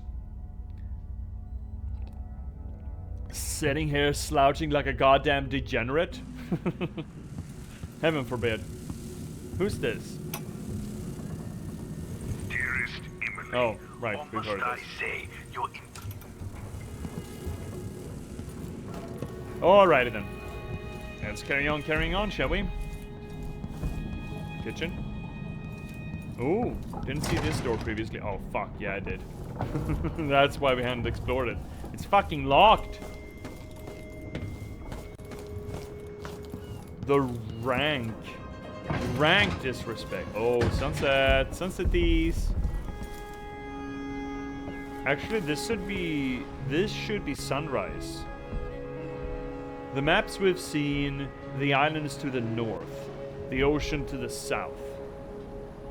So this should be sunrise. That should be east, right? Where's that sound? Drums or cannon fire? Can't quite tell. Burbs! That burb is flying, interestingly enough. It's flying sideways. Sideways burb. Anyway, let's carry on, shall we? Maybe hard save again, you know, just in cases.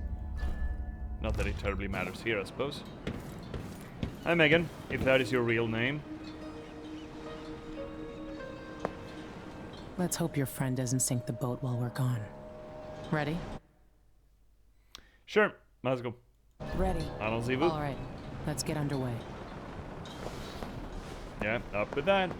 Up with the masky, that's not suspicious at all. The Clockwork Mansion. Anton Sokolov is being held at the mansion of Kirin Jindosh, grand inventor to the Duke and creator of the Clockwork Soldier. Get inside, rescue Sokolov, and eliminate Jindosh before he builds an army of Clockwork Soldiers. I'm gonna have fun dealing with these Clockwork boys. Jindosh is important to the Duke's inner circle. The Grand Guard watches his mansion, and they'll call down the entire city if they find out who you are. Me? I'll make sure they don't. You said there's a wall of light cutting off access to the carriage station? Look at those manicured nails. But there's a black market shop nearby. They sell on the sly. Ever use a rewiring tool? Corvo taught me the theory. Good. Get past the wall of light, then ride the carriage to where Jindosh lives. And there's a reason people are afraid of his mansion. I'll get it done. Not what he does in Take it. care of this crazy man and his Clockwork Soldiers, then bring Sokolov back. He means a lot to me. Why? Megan? Why does he? Why meanie muchy? Why muchy meanie? Okay, well, first off, we're talking to Mom. This was once my world. All things, from the northernmost shores to here, Karnaka in the south. Yeah? So many places I wanted to visit with you. When others might choose to draw blood, you find another way. This, I think, is my highest praise. Oh, you couldn't come up with something else, Mom? So, unfortunately, I feel like our analysis of the heart and the sword, the heart and the knife, is not as poignant in this game as it was in the original game. Because they didn't have to... They didn't make the analysis that it was Yesamim's heart as obvious as they did in this, which I feel is a bit of a shame, really. And number two, here it just feels like they're doing the same thing again for familiarity's sake, right? You cannot argue that it's an inventive way to tell a story or be a symbol of anything when they're doing the same thing again, you know? It's a cool artifact still, I guess. It is. Oh, bitch. He is but a boy. The beating will leave him blind. Oh. He was late with the tea. Oh. She's knocking his eyes out? That's a little bit rude. I see a mine collapsing on a dozen workers. A beggar succumbs to blood flies. The cat sleeps on a velvet pillow. Yeah, yes, I mean, you see, you make a lot of stink about the inequalities in this world, but you helped create this world. The poor and forgotten, mudlarks, beggars, and orphans. Who speaks for them? Well, surely not you, Yesamim. So I'm getting more and more peeved by the fact that the old Empress feels so heartbroken for the fact that there is resource inequality in this world. I hope, considering that they're laying it on pretty thick with Yesamim's heart here, I hope we're gonna get to the conversation that, well, you were the Empress. Why haven't you done more? Why didn't you fix it? That Emily gets a chance to interact with that idea.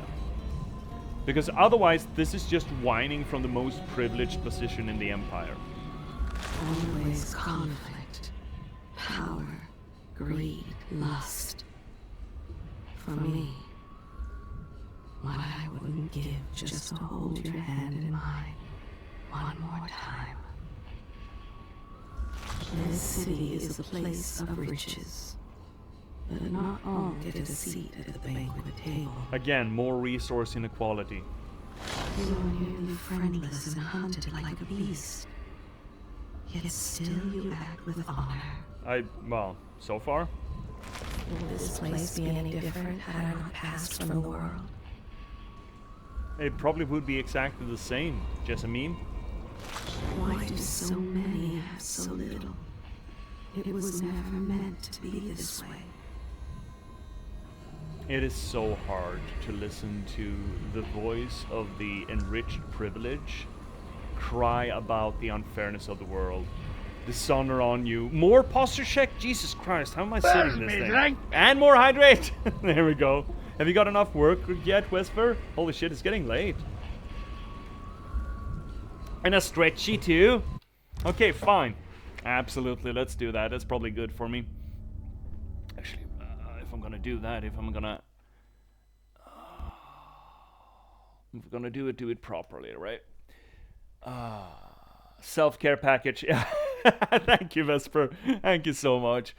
So yeah, it feels bad. In the first game, it was very coy. The game was exceptionally coy about the fact that it was Jessamine's heart, you know? It didn't say it outright. The only real reason why I came to the conclusion was, number one, the heart's voice lines mentioned an I. It has some personality, so we knew it wasn't just a disembodied voice. It was an actual person at one time. And the fact that it was the same voice actor. Those were the only indications, really.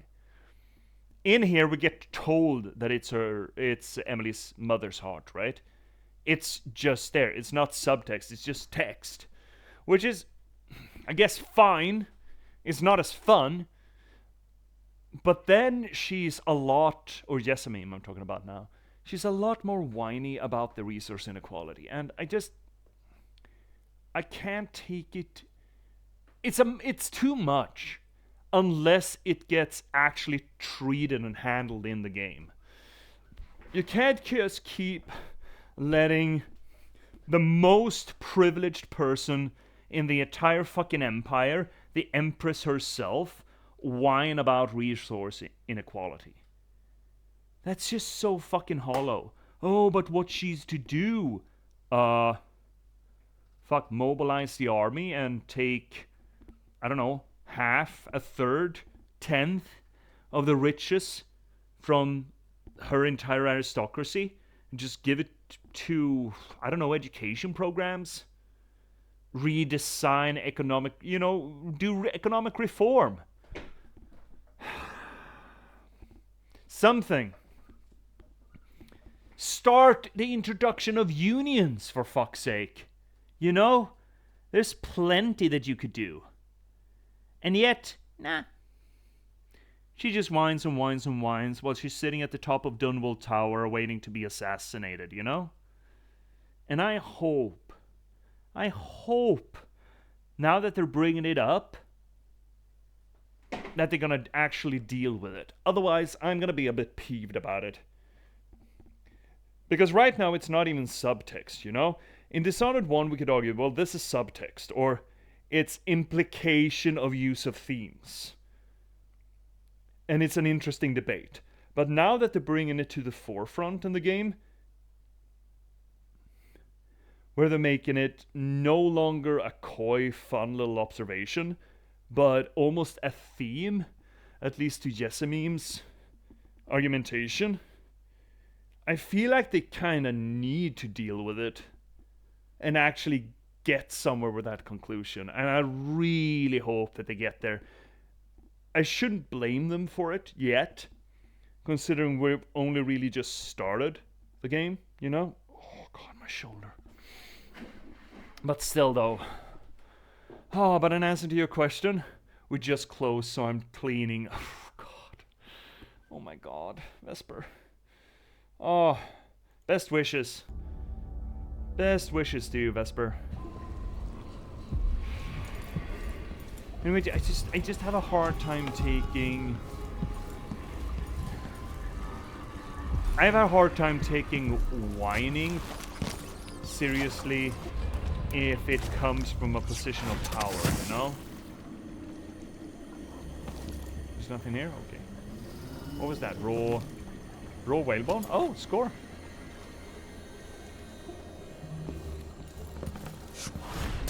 crafting, I'm assuming. On the Clopen, so not too bad. Oh, Clopen? Is that a thing?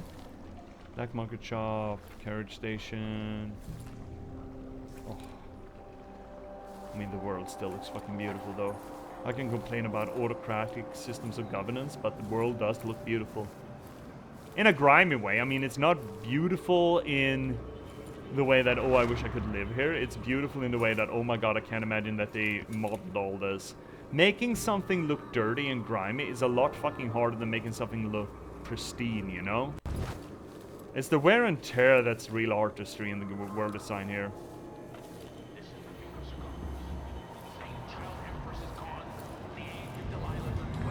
The insane child empress, eh? Vile trickery, only called when escaped. And she's here among us. I'm sure of it. Scheming and hiding. Be vigilant. Your weight in silver. If you bring her to justice. I feel so bad. I do love D'Onofrio there. Holy shit, he's good. Okay, so we have a thing close by. Up there? Yeah, that's certainly close. Okay, where's the rest of them? Do we have anything underneath us? No. No, it's all ahead. Otherwise, okay, it's all ahead. Otherwise, it's that thing. Okay, so let's just mark that down, shall we? There's a shrine over there. Oh. Nope, that didn't work very well. You've made a doll. But who's got to clean it up? Me, of course. As always. Wouldn't miss that. Oh, it's behind here? Fuck, but it's closed. How am I gonna deal with this? Oh no, that's an open window, is it? No, it's not. Is it? No, it's not. Okay, so I can't get in from there, that side. There's no window open there. How else do I get into this place then? Beebity bobbity boo. Maybe from here? Well, that looks like a door that I can open. Oh, well, what happened here? Someone had drunk too much? You're dead. Why are you so dead, dude? Oh, that's a painting I can steal. Why is there a picture of Ramsey? He was the Dunwall city guard. Oh well. Grab it. Letter to Bonneville. Major Bonneville. Thank you again for your help. Without you, it would have been impossible to trace the final members of the Grand Guard who were with Stilton that night 3 years ago. The last man had made it all the way north to Maya, if you can believe it, and was recovering at a Tivian asylum for the poor, claiming to have seen all manner of strange things in the night of Stilton's last social gathering. He even described an exotic hooded figure visiting the manor. Perhaps someone connected to Stilton's disappearance. Such matters are best left to military men such as yourself, I suppose. I still have your bank agent's name and address. Rest assured, your final payment will be delivered soon. I am also sending a small flask of liquor that is close to my heart, made from the pumice left over after wine grapes have been pressed. Oh, that's just grappa. Fuck, okay. I would never call grappa a liqueur. Please think of me as you enjoy it. Yours truly, Brianna Ashworth. Okay, sure. Sure. If you say that, sure. That's a lot of swords. Why you got so many swords, my dude? Anyways. Hope no one heard that. Surely no one heard it. Oh, which was it? I didn't look at the name. Fuck.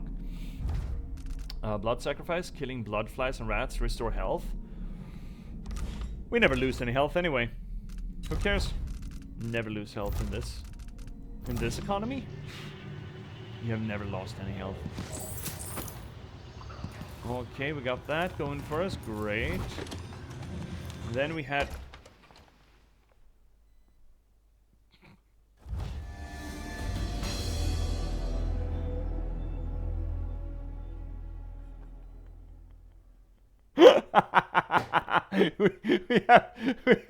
we have never lost health in our entire life, streamer says, and then dies by closing the door on themselves. Well, that's embarrassing. That's That's perfect. Oh my god. Oh my god. We have never lost life. Ever. Oh, well that's, yeah. I mean, I deserve that. I deserve that. Good fuck. Okay, there we go. Wow. Okay, let's get in there though.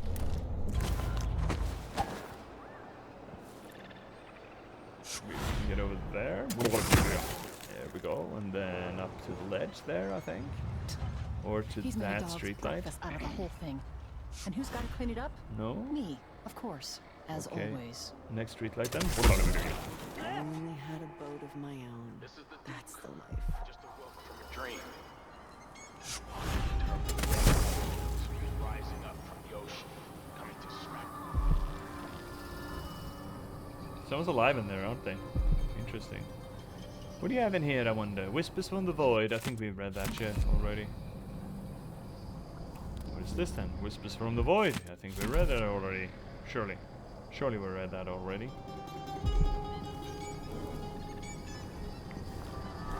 What do you do? Oh, you're dead. You're really dead. You're strangely dead. Is anyone in here? Would you mosh? You're certainly dead. Yeah, sure. I see that.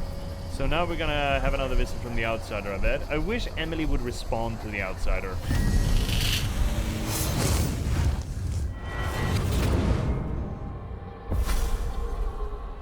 I'll tell you a story about Kirin Jindosh, a prodigy from Karnaca.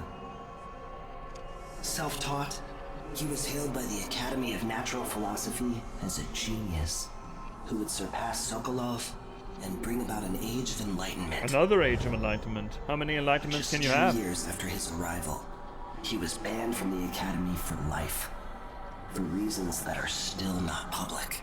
And imagine the fact that Sokolov did research on living human test subjects. Imagine what you have to do to get banned from the Academy.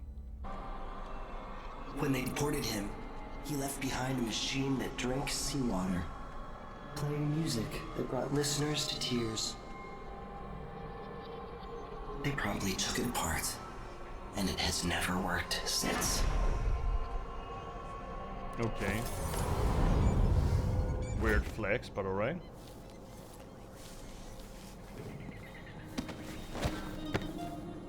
Is this a shitter? Oh. Is this our shitter watch tonight?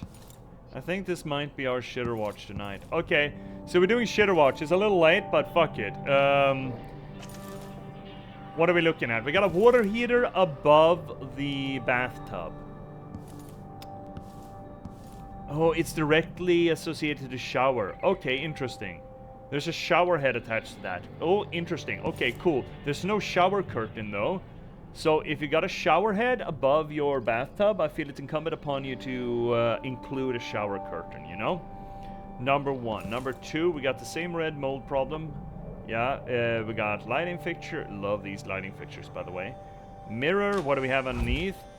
This makes kind of sense, right? Toiletries and a few towels. That makes sense. Yeah, I know the merits from there. Hat, sack, and there's a lot of... I will not demerit this, that you have water lines not inside the wall, because it's probably like in the UK, for example, that you haven't... You have buildings that are older than running water or water lines this way, so you build them on the outside or inside, right? You build them exposed. That's kind of fine. You even got a latch on the door. I feel like that is a bonus point, actually. To be able to lock the door. But why is there both a keyhole lock and a latch lock? Also, what is that supposed to... Oh, you're supposed to be able to lock it. Not... What is going on here? What's going on with my ear? There's something fiddling with it. Okay. Oh, that's a big vent. It's a weird vent. It should be a grate or something there, I think. But okay. So, let's talk about the elephant in the room. Wait, there is piping in the walls? There is piping in the walls. Then what the fuck is this noise? Okay, that's a demerit. Oh, no. You cannot both have piping in the walls and piping outside the walls. That's just no go. No. I'm not a big fan of the water heater just above the bathtub either. This feels weird. What is the floor? It's wood, yeah. It's tile underneath the bathtub, that's good. And I guess it's a steel fitting around the pisser, but... yeah, you know what? Okay, fine. I'm not gonna give a demerit for it because they actually do have tiles underneath the bathtub. That's fine. That's fine. They got proper etiquette on what to put underneath the sink. That's also good. Okay, so what is this? Whole picture. What is this shitter? I feel like design-wise, it's got a lot of good picks. The water heater is a weird inclusion. But maybe this is something that the tenant installed because they didn't want to have to bathe every time they wanted to be clean. They wanted the ability to have showers. So maybe this is a kludge. And if it's a kludge, I don't think I mind it terribly. It's a little bit weird that they could fit water lines to it through the walls if it's a kludge. I don't know. It feels strange. It feels a little weird. What is this shitter? It's good size. It's good disposition of it, of the space. I love the little alcove for the shitter. That's good. There's still no toilet paper though, so that's a demerit. Okay, so we have pipes on the outside of the walls. We have no toilet paper. I'm not gonna give too many shits to the carpet, the wood flooring, because there's tiles actually underneath the bathtub. Shower curtains, that's a demerit. So we have 3 demerits. But there are some positive things here too, right? Like the latch, for example, the proper sink etiquette.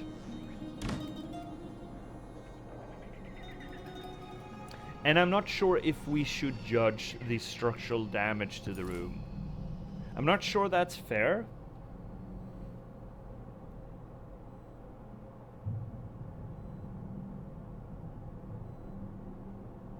This is a perfectly serviceable shitter.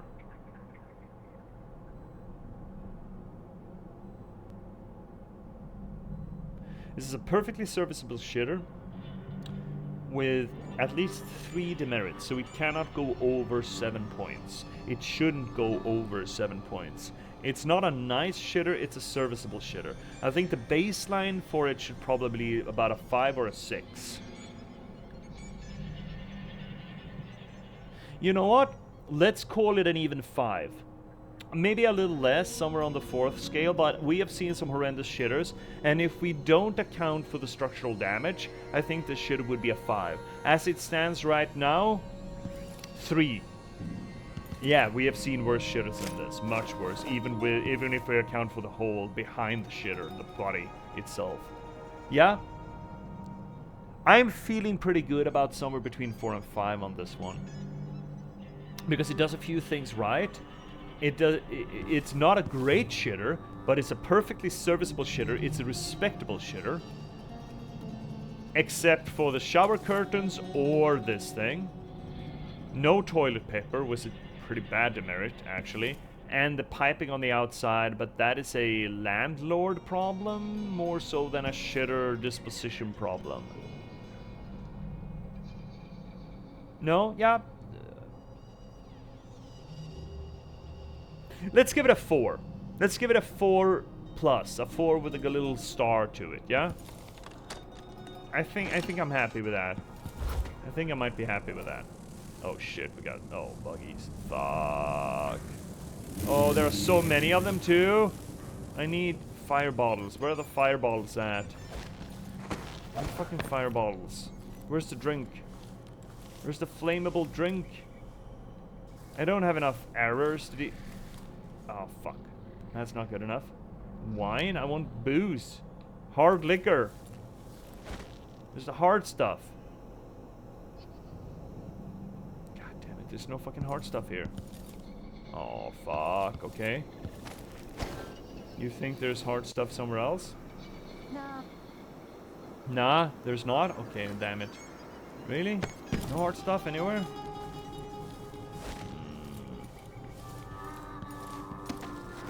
Do you believe that we can just go in and slash, just hack it, you know, just swing?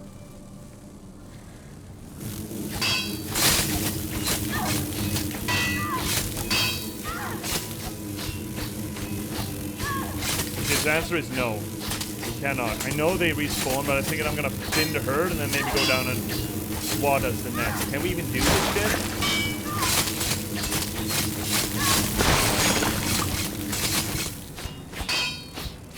Okay, how fucked are we right now? Like, larva injection wise. Are we okay? Are we even vaguely okay? Papa Sokolov? I bet that's gonna be fine for us, right?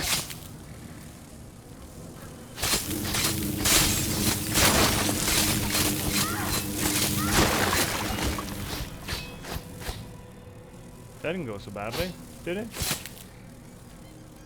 Surely we didn't get injected, right? Surely. Surely we are fine. Surely the game doesn't track how many times you get stung. Right? Right? Right? Surely.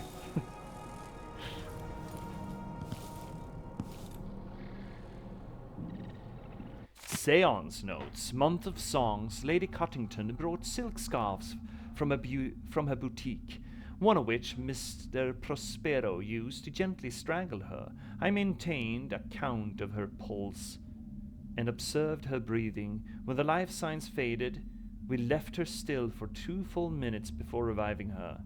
Was it really the void she described? Have we succeeded in seeing the unseeable? My hand trembles as I recall the intensity in her eyes as she struggled to recount the broken voice, what she felt during those 2 minutes. That's kind of creepy. What time is it? Oh, fuck. Month of Earth. I convinced our little group that less gentle methods were needed if our desire to meet the outsider was sincere. Bloodfly fever, voluntarily induced. That will be our way to the void. Oh my god, you dumbasses. After procuring a few blood flyers from some atomized solution, we coated our hands with the elixir before exposing them to the vivarium. The stinging was unbearable. Lady Cottington fainted immediately. I was the last one to remove my hands. The fever was quick to set in. As I faded in and out of consciousness, ocean waves pounded above me. There were silhouettes in the distance and a shimmering black rocks, a timeless passing in an unthinkable place, while delirium held us for a few hours. I must get back there as soon as possible, when my wounds have healed. That sounds dumb. I mean, I just walked in and started slashing, but you know, that still sounded dumb. Oh, raw whale bone, great, perfect. Oh, dude, that's very unfortunate. Oh no, my guy. Probably shouldn't have. Swing these flies away, motherfuckers. Patty with these fucking flies.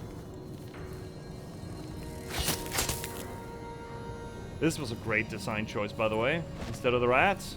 Fucking love the flies. I hate the flies. They suck. They honk. I hate the flies. Oh, there's an alternative route in there. Well, we did it the other way. I hope you don't mind. But we got the thing, though. That's good. So what do we have that's next? We got a Rooney that's not too far away over there. Oh, pistol? I don't want pistol. Pistol is lethal. We're not about the lethal stuff in here.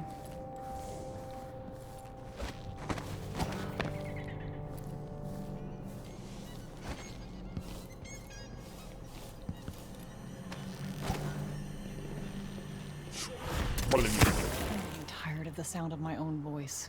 It's like I'm talking to a stone wall for all they listen. It's nice of them to add these perches on the top of the light posts, you know? I appreciate that. That is, with all likelihood, not going to be accessible to us, is it? Oh, it is? Oh, fucking fantastic. Where's the black markets over there? Yeah, okay, we'll get there eventually. Very not. Is this a lethal area or a friendly area? It's probably lethal. If I have to ask, it's probably lethal, right? Anyone in here? Mosh! Ooh, little mappy.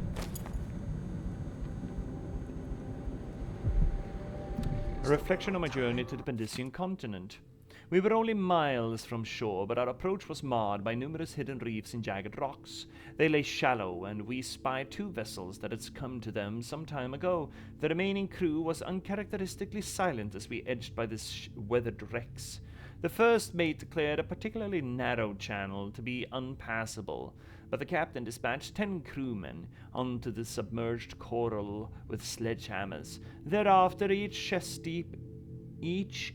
deep in water, they pulled the Antonia Aquilo into the tiny channel with the ropes. It proved a marvelous solution, except for the people having to wait and drag the boat, I suppose. However, just as we were about to lower the rope ladders, tragedy struck as the men were beset by a school of reef-dwelling eels. Eels! Were they shrieking by chance? Apparently their toxic bites were quite painful. From the railing we could see them swarming the men who begged us for aid before succumbing to the paralytic effects of the toxin. Morays? Moray eels? Within moments all were still in the water. Moray eels have a poisonous saliva, right? Or toxic saliva, I suppose. I don't know how fast acting or how strong that toxin is, though. We continue on in silence, and by sunset we had cleared the bars and put anchor in the bay, with a red rock beach and emerald overgrowth beyond. I confess I was near giddy to put my feet on land again. The smell of ripening fruits and warm earth was as pleasing to me as a cherished vintage. We gathered wood and made fires, and indulged in some tinned meat and lemons from our stores. How good it was to slumber on the beach with a crackle of embers nearby, having finally escaped the cramped and damp quarters of our vessel. We took turns with the watch and passed a quiet night at last. We stood on Pandician soil. Maybe I just won't pay it all. Who's gonna say anything? Southern winds? I can't be ours. Not another one. Ah, fuck that.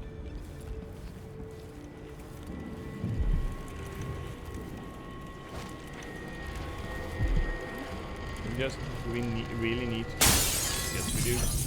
Hardiness. Hardiness. Maximum health is increased. Well, that would be really handy if we ever needed health, you know? But of course we don't, because we're not. Oh, this would have been a good shitter to raid. We're not gonna raid another shitter. It's cramped though. Interesting shitter. That's another one of those weird shower situations. This is a cramped one, which makes me like it, and it's in. Oh, interesting. What do you have in here? Bath salts? Florida drugs? This is a believable shitter. I like this too. A lot, actually. The door is weird, but I'm kind of here for it. It's really cramped, but that's also kind of cool in a way. Feels believable. I would give this shitter... Still, no curtain, this weird heater, no toilet paper, but a bunch of towels. I'm assuming that's the poop towels. Pants? You know what? It's cramped as all fuck, but that kind of cozy. It's bigger than my shitter, I tell you what. This is weird, but I'm thinking this is installed after the fact, and this was intended as a wardrobe, which my shitter at home is as well. I would actually kind of rate this on a 6. The carpet, I understand. Wooden floor, technically a demerit. But I kind of fucking like it. The wallpaper's nice. It's weird. It's sort of kludged together.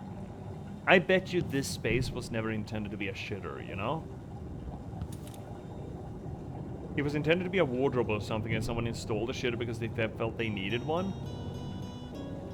And I'm kind of here for it.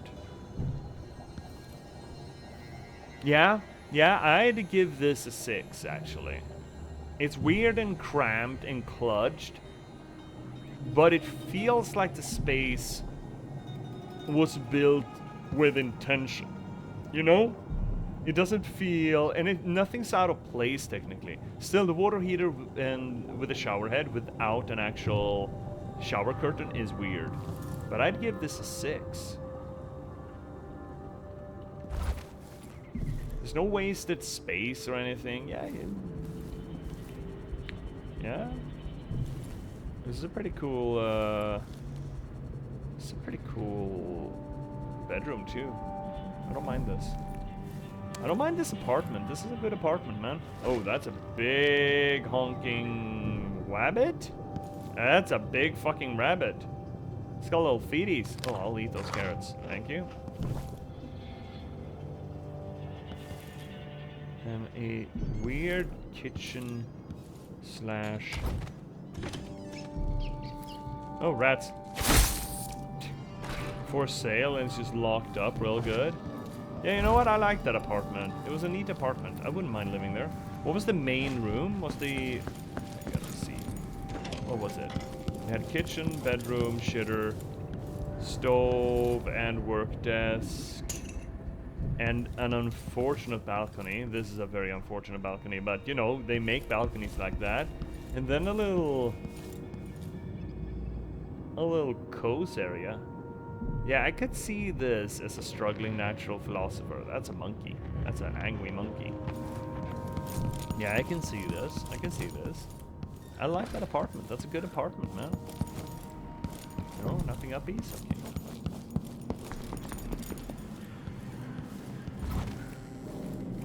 Anything else interesting here? Another good apartment? Where's all the people who live here? Oh. Well, we're not gonna do more shitter watches. Oh, oh, say up. What is that? What is that? S6 and something. The S room, the storm room. Okay, do we have any sort of document that translates the rune? I mean, knowing the middle number is kind of fine. That helps a lot. And we could assume that it's a 4.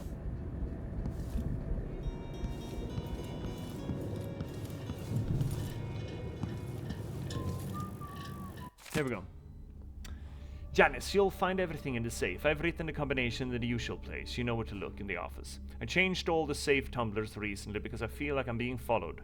Pretty sure I heard shuffling and heavy breathing from somewhere nearby in the dark while I was closing up the office for the night. Oh, this is like a PI's office? It's not the Grand Guard this time. Blah, blah, blah, blah, blah. Yeah, can you warn the others? I'll leave for clear. Oh, yeah, okay. Oh. Cash registers. These are fucking beautiful, by the way. Oh, so much money.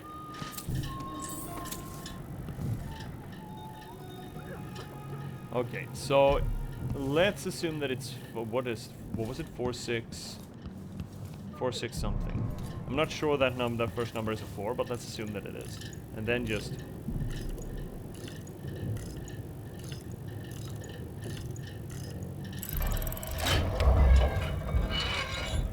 Lucky Svalorite, gathering of the regenters? What is this? Oh, it's a secret society. Okay. Primary agenda, possible actions for the upcoming anniversary of the death of Empress Jessamine Caldwin. Proposal by Cory Blackburn. Letter to the Karnaca Gazette explaining that while her murder was reprehensible, the end results may have been positive for the Empire. Oh, really? Motion approved unanimously. Member wear Lord Regent's crest armbands on the anniversary. Oh, regenters. Oh, fuck you guys. Objection by Corey. Lovely idea, but it may hurt business for members who need to deal with many clients on that day. Clients might find it in poor taste. 4 vote against, 3 in favor, motion, blah, blah, blah. Armbands could be worn on the 15th anniversary of the Lord Regent's unlawful arrest. What do you mean? Oh, fuck. Oh, we found Hiram's fan club. Campaign demanding wider deployment of the Wall of Light, brought back into use in Karnaca by, you know what, fuck these guys. I have no trouble stealing from these motherfuckers. No trouble at all. No trouble at all. You know what we should do? We should probably tie this thing together, shouldn't we? It's getting late. And I have an early day tomorrow. So let's just tie it off tonight. We managed to get the first mission done, which is nice. Which is nice for us. I feel we haven't found much good storytelling. I like the read that Delilah's behind Hypathia's split personality thing due to her incantations, and no one seems to pick up on that yet, at least. And it's only really the DLC of the first game that ever gives us a clue about that. I hope the game's not gonna make some big pronouncement. It's gonna keep it coy. I hope so. I would prefer that so much more. But we'll see. We'll also see if we're done with the Crown Killer. If we are, I feel like that is a wasted opportunity by Arkane to just have... They're stuck. If that is the case, if we're done with the Crown Killer, then I feel that they are suffering from being stuck in a formula. You know, one mission, one target, and you deal with the target. And they are unwilling to shake that up. I feel like that's a damn shame if that's the case. But we'll see, we'll see, we'll see. So, let's tie all of this together. Preferably before the break breaks me.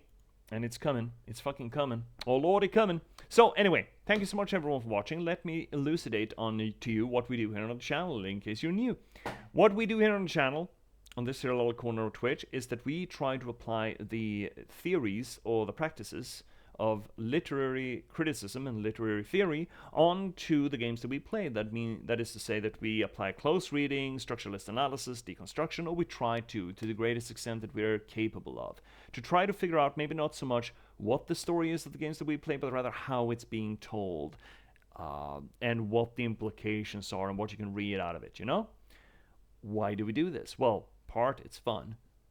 Another part is that by doing so, we do raise the bar of legitimacy for the games that we play. But primarily, this is essentially a promotional channel, promoting my other work. You see, I am an author. I do this shit for a, well, living, by some definition of a living. I've been a novelist for the past 10 years. I've written 8 books in that time, currently working on my 9th, and I started streaming not so much to become a professional streamer, but rather in concert with actually the release of one of my books, my 6th, The Last Box, a cyberpunk thriller about the spontaneous eruption of sapiens and a random slog of gaming code, and the people who are unfortunate enough to have to try to reconcile with that fact. I think it's a pretty good book. It does a few things different than most other AI media does. If I'd have to compare it to anything else, I probably would put it on a wibbly-wobbly sliding curve between William Gibson's novel Neuromancer and Spike Jonze's movie Her. I highly recommend it. I really think you should check it out. Where can you check it out? Well, first link down below is going to get you to Amazon.com, where you can get it either as ebook or print-on-demand copy. But on Amazon, you can also get the first 4.5 chapters of it as a free sample. That's not bad. That's almost 50 pages you can just download DRM free and just enjoy and see if it's your jam. And if it is your jam and you want to buy it, but you don't want to get it on Amazon.com because, you know, hashtag fuck Bezos, second link down below is instead going to get you to an aggregate feed, books to read. Where's me drink? Hi, Rin. Cheers. Where you can instead get it as either ebook or print-on-demand copy at a bunch of different vendors, a ton of them. I can't keep track of them all. They keep adding new ones and sometimes changing their names, but the most prominent ones are probably Apple Books, Barnes & Noble, and Rakuten Kobo. So please check it out there. If you want to read something of mine that's not quite as lengthy as a full-length novel, well, third link down below is gonna get you to my online archive. It's just a piece of shit WordPress. It's my wasted words, where I I got 24 short stories about the same number of pieces of poetry, and I put up a weekly column coming up every Tuesday. So gotta remind myself to put that up after class tomorrow, because, well, tomorrow's Tuesday. So please check that out. If you want to join these kinds of conversations about the narratology or storytelling of the games that we play from a more of a level position, except for this, you know, while we're live, it's sort of a 1.5 way conversation. Why not swing by the fourth link down below? Is going to get you to our Discord. I would love it if you swung by, hung out on the Discord, and, you know, added to the conversation there. If you want to talk about books, movies, games, narratology and storytelling, whichever media you prefer, or talk about weird lore and myth, or science and tech, for that matter, swing by there. Also, you can give me suggestions on either what you'd like me to play here on the channel, or for that matter, what bells and whistles you'd either like to see here on Twitch, or for that matter, on Discord. So please swing by the Discord. If you want to give a little bit of a kickback for the work that I do, well, I mean, primarily read the book, buy the book. Or if it's not your jam, refer the book. Send it someone else's way. I bet you know someone who would enjoy this. And, I mean, the whole point of the channel is distribution, right? So send it their way. Or review the book. Now, that really fucking helps, because as it turns out, the internet absolutely runs on reviews, and if a thing is not reviewed, it does not exist. So help me by proving to the algorithm god that my work exists in this world, and that'll help Oodles as well. But if you don't want to do any of that, or you already have, and you still want to give a little bit of a kickback for the work that I do, well, we're not chats. The 5th link down below is going to get you to my Buy Me a Coffee page, which is essentially a Patreon for... No, it's like a Patreon, but more focused on one-time or smaller inserts. It's there if you see the work that I do and figure, dude's pretty cool, I'd like to buy them a beer. All that being said, I'm gonna send off the YouTubers, everyone watching on the YouTubes, before I start talking to the rest of what's coming up next on the channel. So, thank you so much for watching this on YouTube, and, you know, I'm not gonna tell you where next to see me, but, you know, there are links hovering around here where you can find other videos of Dishonored, or for that matter, other playlists of playthroughs that I've done of other games. So please click onward, find your way forward, and I will see you somewhere in the links, yeah? See you soon.